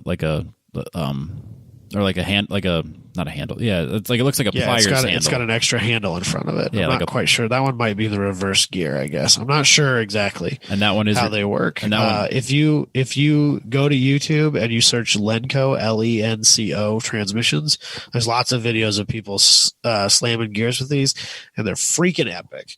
And to me, the only thing that is cooler than using these on a drag strip is if you're doing a wheel standing car with an H pattern manually shifted transmission.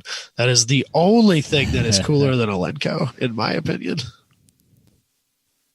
Yeah, this is like as like nerdy race car drag racer as they come to me. I think they're so cool. I would love to experience driving one. It doesn't have to be like this 1,000 horsepower monster. I just want to understand the concept of driving this. So what I'm really bummed out about is that I could have really easily made that happen for both of us, because I want the same thing 2 or 3 years ago. Oh, no shit. Because so obviously this is a wild drag racing transmission. These are straight cut gears. That's a monster. Like this is a 2,500 or 3,000 horsepower transmission. Yes. All day long. Lenco makes a street version of this transmission, which still has all the levers, still individual levers for each gear. But then I assume that like the tolerances aren't quite as tight. I assume that they're not straight cut gears, that they're more normalized gear sets, that finding reverse is a little easier, that they're not quite so wild. And a friend of my dad's in Sioux City used to have, he sold it now, which I'm really bummed out about because I never actually got to see it. He had some muscle car, I don't remember what, but it had some LS in it, and he tore up a couple of T56s and he bought the street version Lenco and put it in there. Wow. Damn, that'd be cool. I'm tired of dealing with these T56s. I don't know what it is about muscle car guys and T56s, because my dad's gone through 2 in his formula, and I know people who road race with them and have beat the living snot out of them, probably more so than my dad does with cars that make as much or more power and haven't had a lick of trouble. So I don't really know what it is about muscle car guys and their T56s, but they seem to eat through them. I would imagine the power shifting that drag racers do is not kind to the butter-like synchros that the T56 has. Yeah, that might be the issue. I don't know. Because mine were chewed to shit, and the guy that had the car before me thought he was a street racer. Yeah, so that might be what it is. I don't know. I know. He said, "I'm done with this shit," and he bought a Lenco. He definitely upgraded. I won't get that. But he sold it. Oh, that'd be cool though. Yeah. Yeah, I'd love to drive one of those just to experience it. Yeah. So, but then I sent you one last picture of this car that says Grabber on the side, and is a PBR sponsored car. I am like 60 to 70% certain that that is this car in its original form. Scratch that. 100% certain. We know for sure. I know that it was blue and red and white. And I'm fairly certain this is the one. Dusty found this picture when I showed him the pictures of the car originally, because, like I said, he's a huge pro stock fanatic. So, but I'm pretty sure this is the original car, and that is the way that this guy plans on returning its coloring scheme. Oh, that's super cool. I guess this car at some point, it campaigned up and down the East Coast for a long time and ended up in some guy's hands, and he was grudge street racing it. Oh, really? For a while. He had a ton of history of the car. Apparently at some point it ended up in the hands of somebody who owed money to the mafia. And it got traded to some mafia boss. Oh, be damned. Which is fucking wild. That's crazy. It's super cool. But yeah, it was really neat to see it. It was really cool to get an opportunity to be that close to a car that's got that kind of history. Yeah, it was wild. Yeah, I really hope that this picture. I mean, yeah, I just that picture of the grabber and the livery from the 70s. I hope that really is what it is. I mean, that's super cool. It's very close to it if it's not. Yeah, it's like the exact same setup. I mean, yeah. So, just real quick, because I think it's a hilarious story. He had this little white kitten running around in the shop, right? And it was kind of a shy little cat. And my son, which I'm really kind of proud about this, but my son was able to get him, or like be able to make friends with this kitten who was fairly shy to begin with. But apparently the cat's name is Pepsi. And the story behind that is that apparently here a couple weeks ago we had a cold snap and some snow. You remember that? Yeah. Apparently this guy found it underneath a Pepsi machine, like in one of the small towns that he was working in. Huh. And he brought it home with the intention of it going to the taking it to the shelter the next day or two, so that it could be adopted or whatever. And that was a few weeks ago, and it's still there. That's how that usually goes. And, I don't think it's going anywhere. No, once you bring the cat home, even if you intended to go somewhere else and it doesn't leave almost immediately, it's found its new home. No good shop. Every good shop has a shop cat.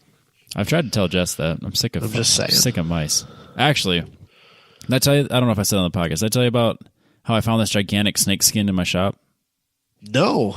Yeah, so I was like moving stuff before I put the lift in, just kind of organizing, and then I was moving things around, kind of on the north side of the shop, where there's kind of a gap where the wood for the wall meets the floor. And I was like, well, that's kind of weird. And I started pulling. I was like, there's an entire snake skin, and it's like feet long, like multiple feet long.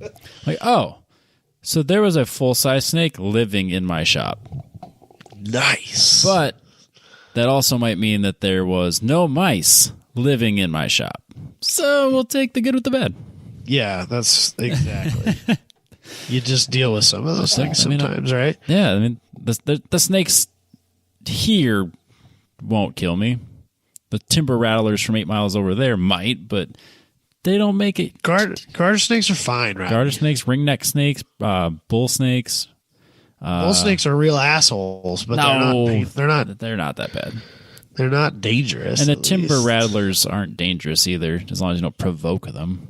That's fair. They're a flea rattlesnake. They run away. It blows my mind that we have rattlesnakes in Iowa. I did not know that until like a year ago. I think that's like a somewhat relatively new thing. No. No? They used to be able to hunt them. So I had a coworker that was like, yeah, we used to go to the quarry and hunt them. I'm like, you're insane. But apparently they're protected now. So like if a rattlesnake, if you have a timber rattler in your yard and it's not within 50 feet of like a domicile or a residence, you can't mess with it. Like it's illegal to kill it. You have to call the DNR and they have to come and take it and move it. So like, unless it's on my porch, I'm not supposed to kill them. Huh. But yeah, like I got a coworker that lives like just down the road from me, and he's like showed me pictures of the ones he's had at his house. It's fucking terrifying. They're huge, like 5 foot long timber rattlers in Iowa. Had no idea up until like a year ago. Cool. Yeah, I guess. I don't Snakes, man. Yeah, that was my adventures in cars that I've had here recently. So, well, that sounds like way more fun than what I've been up to. I haven't done. Yeah, it's all right. Yeah, I'll say like I brought the Z to Booney, left it there for a week. Right. Realized it was in limp mode when I brought it to him. So I went back the next day. This is like a few weeks ago already. Went back the next day because it was that Friday I had off. And then went and diagnosed what my misfire was. And I think it was just because I had the climate control box removed and the ABS module removed. And the ECU talks to everything through that. So if you have them disconnected, it doesn't really work. And I think what happened was I got nothing connected. I had the ECU out, or I had the ECU in and like nothing else. And then I took it out for a test drive when I swapped out that diff and did a burnout in my driveway. And then just like I spun the wheels, stopped, put it in reverse, and then backed into the shop. And I never realized that I had thrown it into limp mode. So it's been that way for a while. And then realized that when I brought it to Booney's and tried to put it on the trailer, it killed it as I was trying to roll up the trailer. And so I got that figured out. Hasn't done it since. And then so I brought that back, brought the Porsche over to the shop, and that's sitting on the lift, ready to go. We're waiting for a few parts, and the engine's going in. I'm hoping to have that knocked out here in the next couple of weeks. Just need a few things. And then also got the 240 squeezed in there for now. But other than that, I had a really, really successful Black Friday. Easily the most money I've ever spent on one holiday sale. So I had... Yeah, so I've had a 3-page document for the Z to make it maybe competitive is not the right word, but to make it, in my opinion, GLTC ready, or at least to a point where I could feel like I'm not showing up with a turd to a legitimate race. So I've kind of had that in my mind of what I wanted to do to make it GLTC legal and maybe not the last car on the track. So I was able to find, like, I've always wanted the torque solution shifter because I had a cheap eBay one. So I got that on sale, swapped that in, because that showed up like in a day and a half. It was crazy. So I swapped that in, and I can't believe I drove with the other one. Like, it's so bad. Just the tolerances are so far off. Like, so like, I think I paid maybe $40 or $50 shipped to my door for the eBay one. And I drove that all of last year, basically just to get the car running. And at PPIR was when I really noticed how bad it was, because I kept going from like fourth to third, because I was afraid, like because if I would push it too far to the right, it wouldn't be lined up and it would grind really bad going into fifth. So like the tolerances are so far off, like if you really wanted to in any gear, like if it didn't really smoothly go in on its own, you could push it too far to the left and right and just grind it. Whereas now with this torque solution one, it feels like a bolt action rifle. It's just like ka-chunk, ka-chunk. And like when someone advertises it as being, you have to try to miss a shift with this, I believe them. It's night and day. Your mic's off. I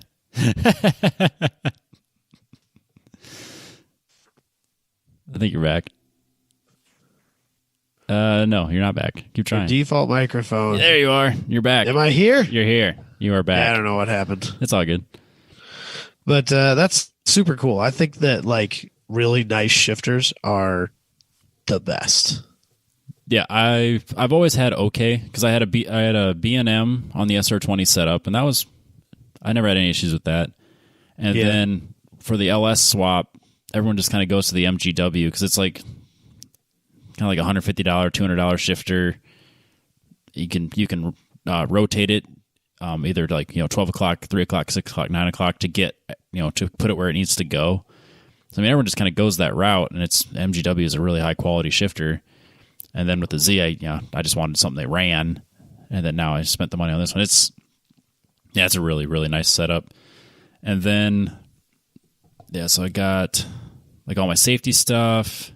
It's like my window net and, oh God, I should have made a true list of what all I got. And then a lot of the stuff, I had it all picked out. So like I got like some of the pieces for my brakes, just like, just a handful of different things here and there. And then like I'm scrolling through Marketplace, like see what's available. And this guy's selling half of the Willwood setup that I wanted for the Z. And I realized, this guy's been sitting on this since August. So I was like, hey man, what's your best price shipped to Des Moines? And he goes, well, shipping's gonna be kind of expensive. Let me check. And he goes, well, can you do this? I'm like, yes. That saved me $400. So like, God damn it. So like, I was just in the mood to buy. So I can use the 370Z 14-inch rotors on the front, and then I got the Willwood 6 pistons and the adapters for all that. So that's showing up here tomorrow. That's Thursday. And then today the rear rotor showed up, so it's 13.88 or whatever inch rotors in the rear with Akibono 2-piston rear calipers. Those showed up. I mean, I wasn't planning on buying the brake kit. And then Next Rev Motorsports makes an ABS delete plate box thing that you can also add a brake bias to. So you just take out your ABS module, you put this in, everything attaches right to it, and then you can run your brake bias off of the 2 ports on there. So I ordered everything for that. They didn't advertise a sale, so it was like Friday, and I just sent them a message on Facebook like, hey, in the past you've done a sale, but you're not advertising one this year. Are you doing one? And they got back to me immediately. Actually, it was Thursday.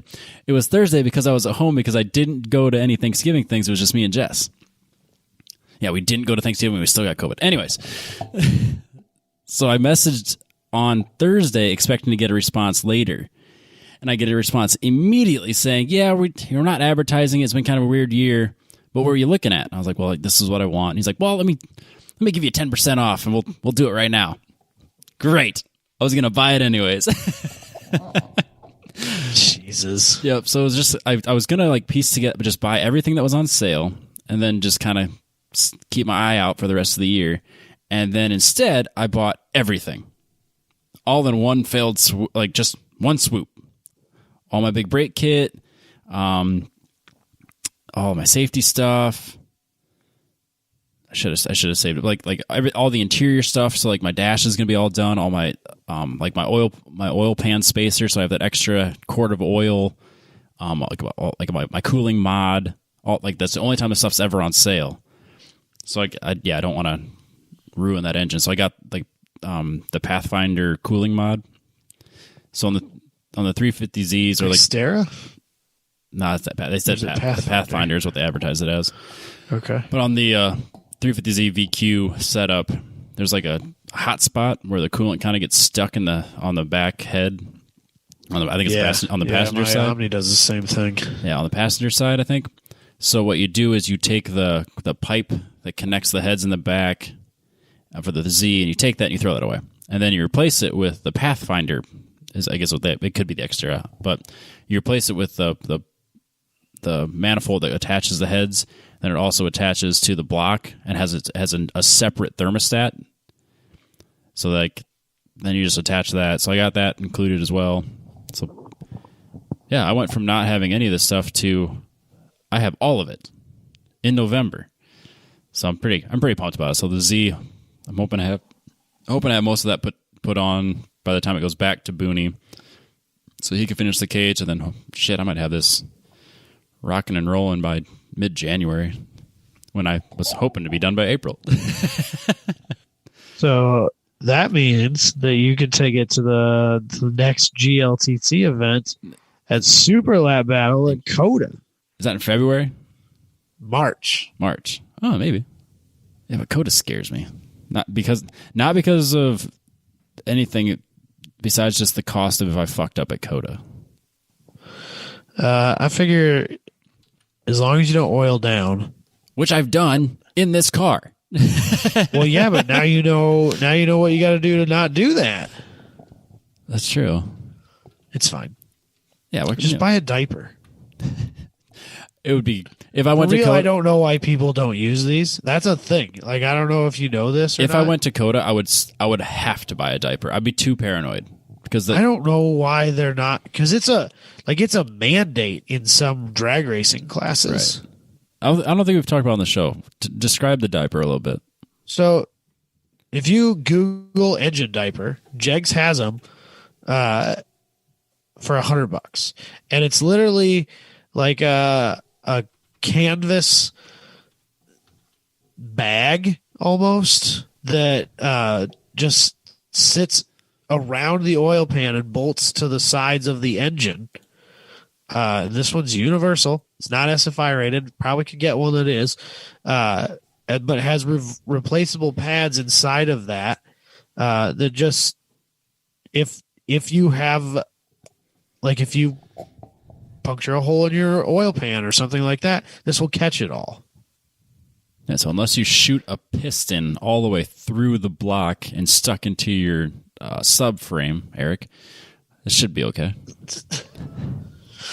But like, I don't know. I'm surprised that this isn't a requirement For a lot more stuff. more road racing, because like there are situations where they're required for drag racing. Yeah, that doesn't surprise me. I mean, it wouldn't have helped me at Gingerman where the oil cooler lines blew out. That. I mean, that's just. But I also didn't really. What it is. I really didn't oil down the track either.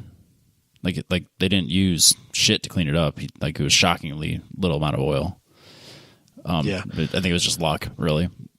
And because I got that bumper that has that big fiberglass piece on the bottom, caught a lot of it. Well, that's one of the things that, like, because I actually talked to James Houghton about this at one point, and he said they've thought about it, but the under tray of that car is such that it's all but impossible for oil to get down there anyway. He's not that worried about an oil down because of it. Which it makes sense. I suppose he's probably not right or not wrong. No, I think he's absolutely right, because that's basically a flat bottom car at that point. Yeah. So just a quick Google search. It's $100 for the whole thing for a universal one on Jegs, and the replacement pads that go inside of it are $13. Damn. Yeah, that's not a bad price. To not be that guy. Seems worth it to me. Yeah. No, but I've seen the hit list for what happens if you oil down the track at Coda or smash into a barrier, or so it's kind of terrifies me. I don't think you have to worry too much about hitting stuff. I mean, that place is huge. I've hit stuff. It happens. I know, but that place has huge runoffs. It's designed for cars that go way faster than you ever will. Never underestimate the power of slamming into a corner workstation, I suppose. So, yeah, that's kind of it. I'm back to turning wrenches. I got the Porsche I'll be diving into a lot more here in the next few weeks. The Z, of course, I'll be diving into. Yeah, oops. And hopefully I can have both of those quite a ways along here in the next month. And if I'm stuck at home for 4 straight weeks, I'll be busy. At least you got something to do. Yeah. That all lined up well for you. Yeah, I clearly planned this out. Yeah. As long as I don't get violently sick. Yeah, that's worst case scenario. Yeah, no kidding. So, anyways, should we do some news? Yeah.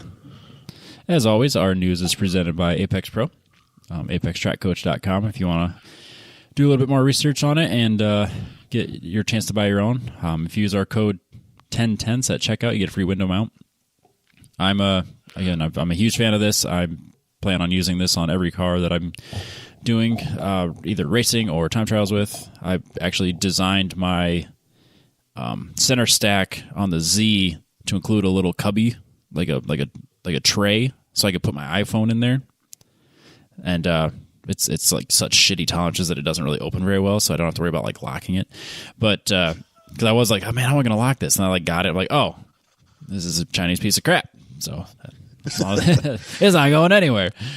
But so I mean, I'm for the price of the admission, really, it's as good a data as you're going to get without spending thousands. So I'm I've been singing their praises since I've gotten into data acquisition, and they're super supportive. Andrew's incredible when it comes to like educating you on the data and where you can find time. So if you want to start dipping your toe into data and becoming a better driver and seeing the mistakes you're making and then finding ways to improve them, Apex Pro is really the way to go, in my opinion. So apextrackcoach.com.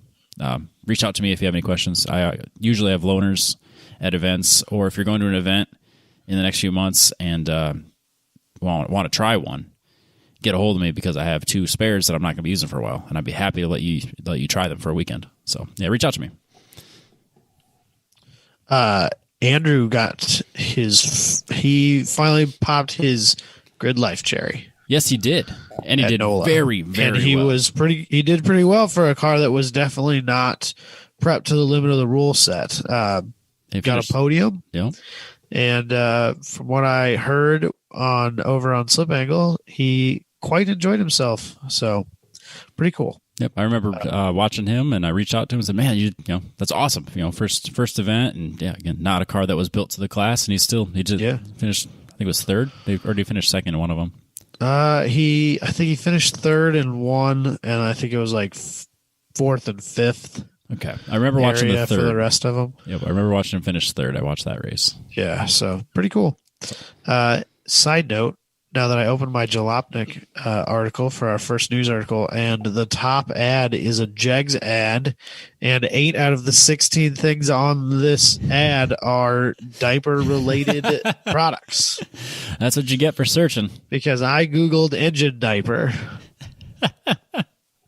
Damn it. It could be worse. Actually, yeah, I'm going to get adult diapers later on my Facebook. Yeah, that's way worse. Wish.com ad. All of my work stuff, because I was looking up break stuff over my lunch breaks and stuff over a while, and it's been like Willwood advertisements for like the last month. So maybe now that I purchased them, I can get new advertisements for things I don't need. There you go. So first up, Hyundai has finally figured out why its Palisades smell like rotten ass. Because they cheaped out. This is hilarious. This is super duper funny. So apparently, the Palisade, which is their like big or one of their bigger SUVs, yep, had a problem where they absolutely ranked inside. Rotten, garlicky smell. Like trash. Yeah. People compared it to a decomposing produce bin paired with chemicals. Gross. Turns out that what was causing it was cheap imitation leather in the head seats or the headrests. And it's probably like just the little bits on the side. Like it's not actually the whole headrest. It's probably just like the 2 like 4 square inches of fake leather.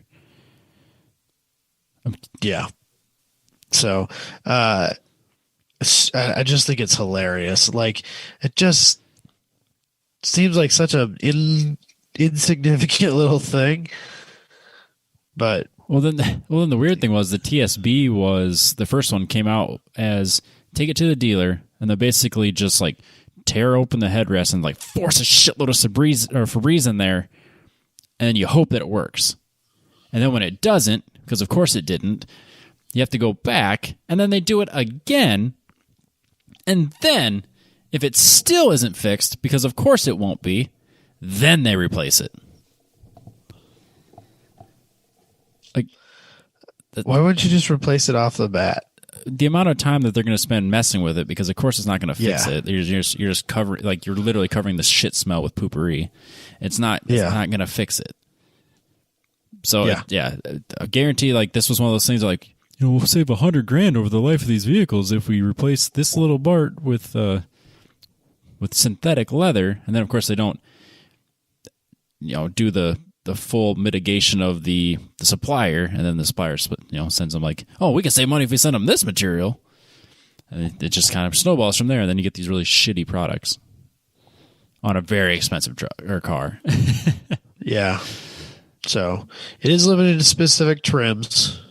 Yeah, like their highest. And apparently there haven't been a ton of people that have complained about it compared to the numbers sold. So they've sold almost 100,000 of these, and I don't know that I've ever seen one. I know I haven't seen one.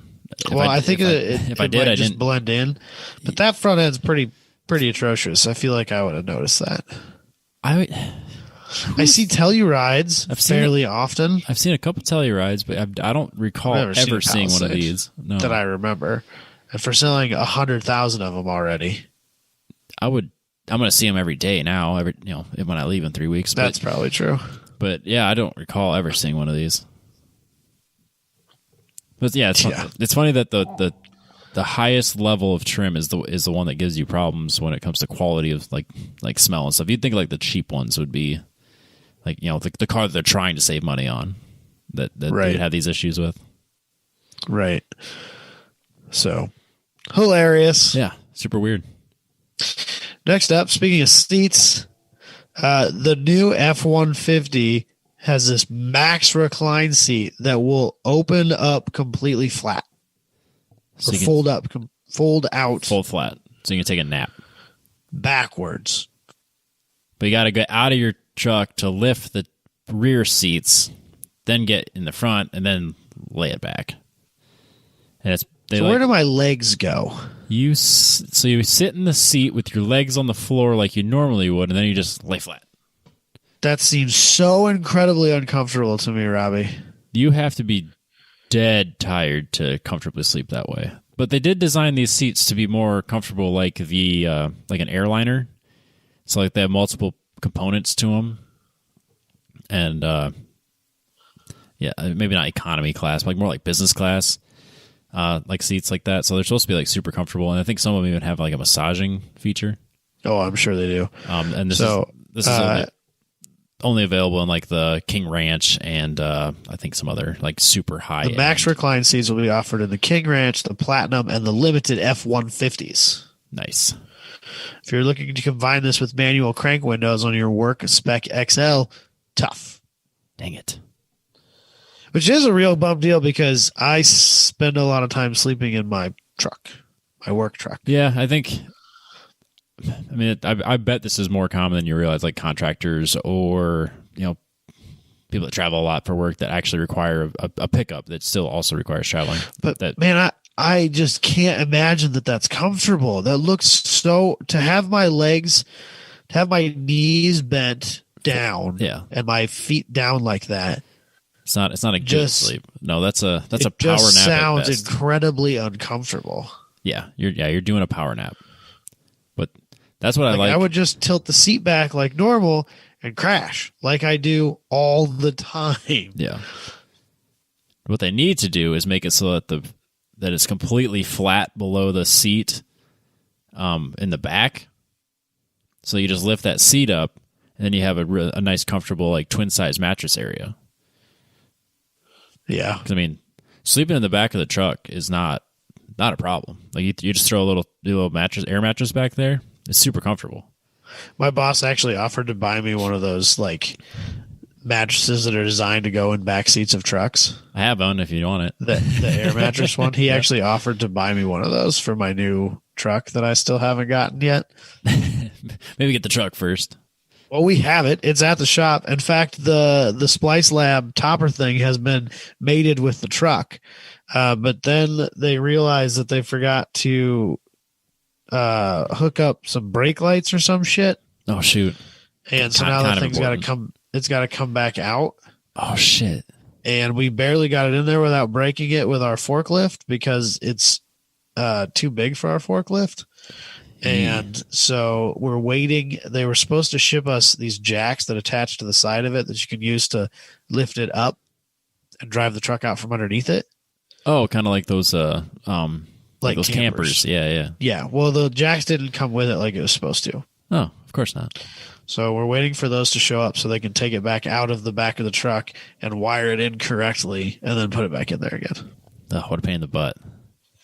Yeah, and my generator's not supposed to be here till like the middle of December. So that's hopefully that's here soon, and maybe I can start driving that thing here shortly. That would be sweet. Yeah, that would be nice. No, I assume these seats will be nice. I don't think they're going to be worth whatever they cost. I bet they're very expensive. Yeah, I think it's silly. But they have 5. They were awarded 5 separate patents for these seats. Wow. Which seems extra silly to me. I have noticed that when filing patents, the more specific you get, the more likely it is you get the patent, even if it's very similar to something else. Yeah. Huh. Yeah. If it's just like, I mean, there was, to go with like some other tangent, there was an article, or like someone wrote, I can't remember who or why, but basically it was an article that said there's only ever been like really 5 novel ideas in the history of the world, and everything else is just like a derivative of that. So, so basically, as far as it comes to patents, like unless you're getting very, very, very, very, very specific to like a very defined, focused application, it's just a copy of something that's already existed. So like I have filed 5 patents already. One's been published. And basically I in my opinion, I look at it and they're like, you should patent that. I'm like, why? It's not a novel idea. Well, it's very specific. Like, I was wrong to say that I didn't think it was a novel idea, because it was, and it's published. But like if you just get very specific with your publication, it will get published. So yeah, I have. But it's not your patent, is it? It's mine. Is it? It's not. It's not. It's I don't own it. The company owns it, but like it's my patent. So you won't make money on it, even if you didn't work at Collins. Correct. I got a check for filing it from Collins, but they own it. Damn the bad luck. It's very specific to my work. I wouldn't take it with me. Right. So, and the one I filed today was that one I did by myself. It's the company owns it, but I was the only inventor on it, which I thought was cool. It is cool. It is super. Like that's a very specific thing that very few people can probably claim in all reality. I'm waiting. Like we have in our office at my house here, we have like because Jess and I have both done like multiple degrees, because she's got an accounting degree and I got my automotive degree and my engineering degree and like some other accolades and shit. And so like my goal now is to fill the other wall with all my patents, because nice. I want my plaques to go on the wall. So I'm still waiting on my plaque. But yeah, it's, as I've learned, if you get very specific, like for my examples would be like for fuel nozzles, it's very specific to this application. Well, it's patentable because there's nothing else in existence like it for this exact application. So for these seats, it's very specific. They could probably patent 5 things on there easily, as much as you think they couldn't.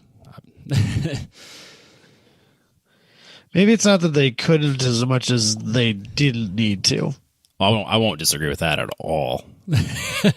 Yeah, there's a lot of things that exist that are being patented that is just silly. That didn't need to be. Yeah, that's what happens when lawyers run the world, man. Yeah, because even if you can't prove that it's even feasible, you still patent it, because if somebody else proves that it's feasible, you own it, not the person that actually created it. So it's this whole thing. That's why Apple and Samsung constantly file patents. It's because if the other company creates that technology, they have to pay the other company. So like if Samsung patents an idea and Apple proves that it is feasible and creates it, every time they make it, they send Samsung a check. So that's why those two are always fighting each other, is because they both patent ideas and then fuck the other company over. Ridiculous. Yep, it's crazy. It's craziness. I saw a news article today about something along those lines that we may talk about offline next week. Oh, all right. That's cool. We'll see. I don't know. There's a lot of patent talk now, so maybe it's not quite so interesting, but I don't know. We'll see. It's our show, man. That's fine. Yeah. Lastly, Formula One wants to ban wind tunnel testing. Robbie, you're a big Formula One guy. I am. And you do a lot of work, like engineering, computer-aided drafting work. Yes. How do you feel about the banning of wind tunnel testing? Because you know that this is just going to end up moving to just being a lot more CAD time. Yeah, so the idea is that wind tunnel testing is very, very expensive.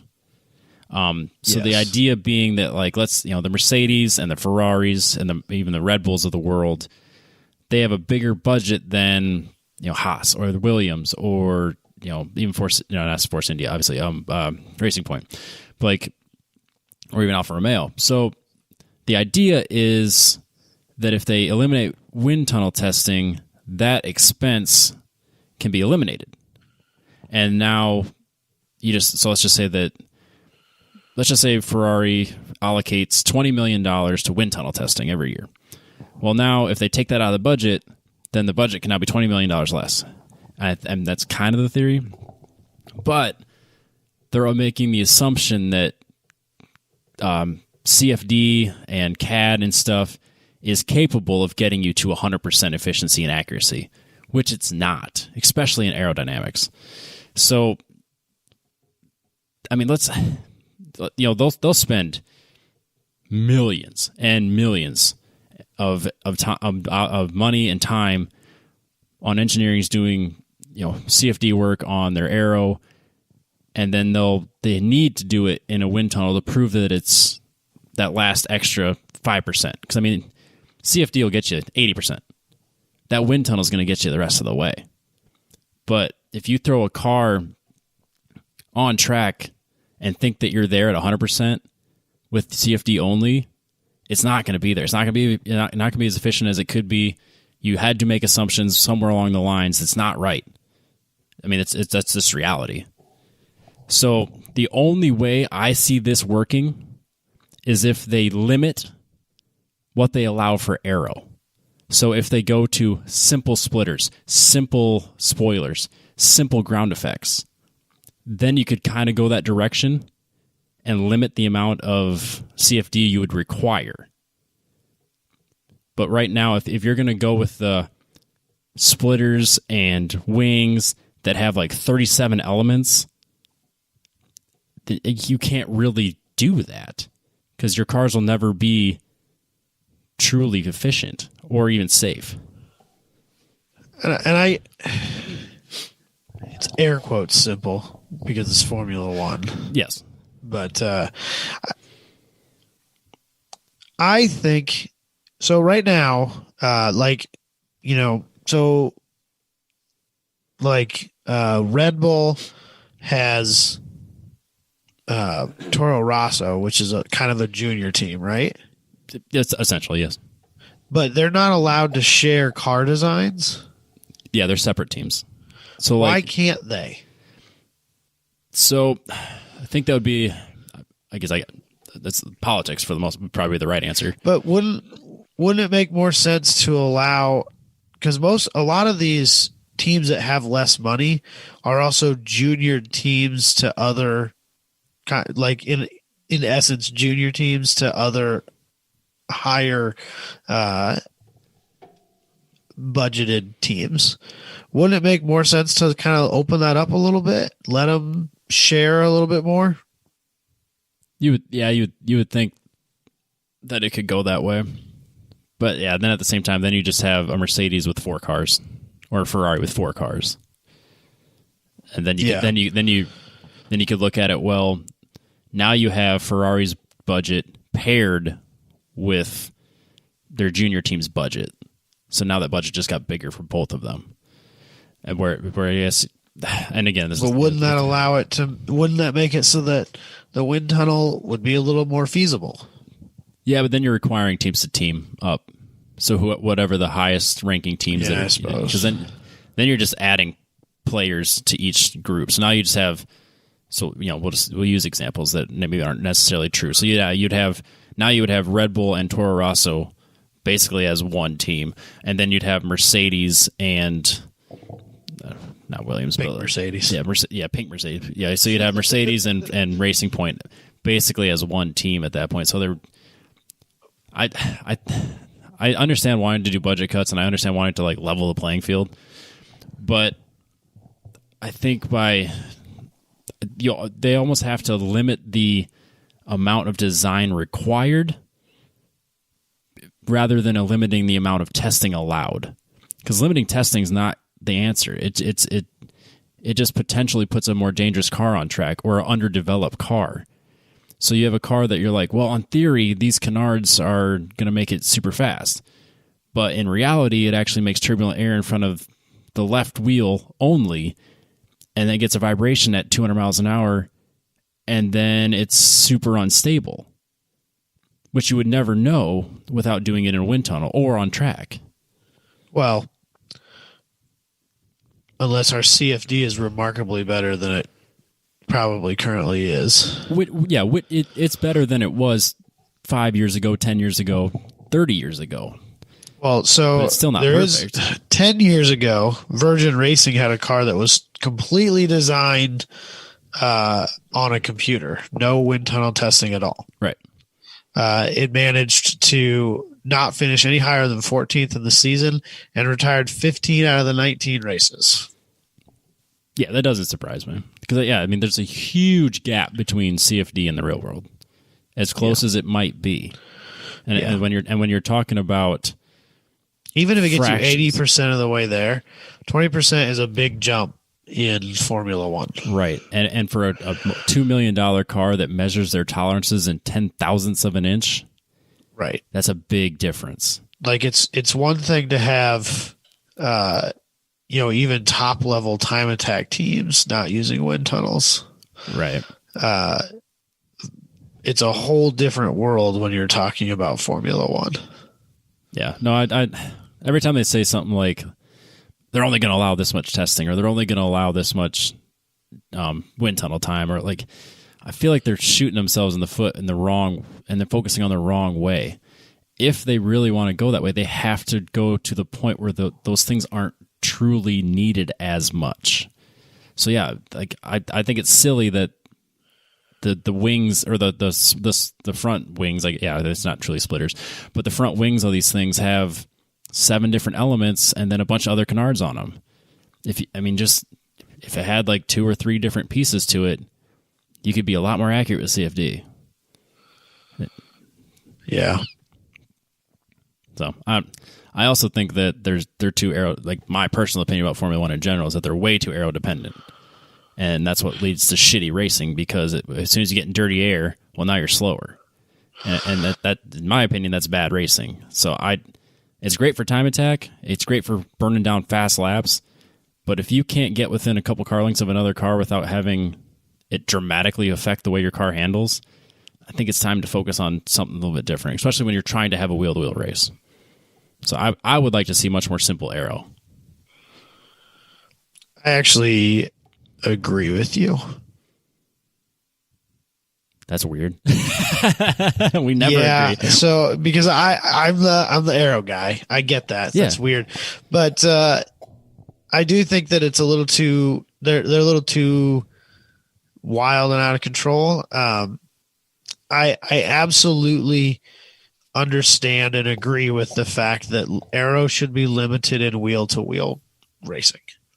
The fact that they had to add DRS, which is, like, in my opinion, is a gimmick. Oh, absolutely. I fucking hate DRS. Oh, you're only allowed to have you have to be within a second of it, and it's only allowed on these laps. And it's just like, or you just make it so the cars aren't so dependent on the clean air in front of them that we never have to fucking worry about it. They can pass wherever they can, anywhere on track. The cars are equal, and if a car's close to another car, it doesn't disrupt them. So I'm getting on my soapbox about how I think Formula One needs to change, but yeah, more aero is not the answer, and then cutting away testing is not the answer. And I'm sure there's gonna be a lot of opinions on the group about this, but that's fine. Yeah, I think it's a good discussion. I think that. I want to hear your opinions on that, and I want to hear your experiences with shady car sales. Yes, I do want to hear some sketchy car sales. Those are the 2 things I want to see and hear this week on the group. So, should we shut this down, Robbie? Yeah, I've been super late. I've been super long-winded to this for a while. Yeah, like this is like the longest show we've done in a long time.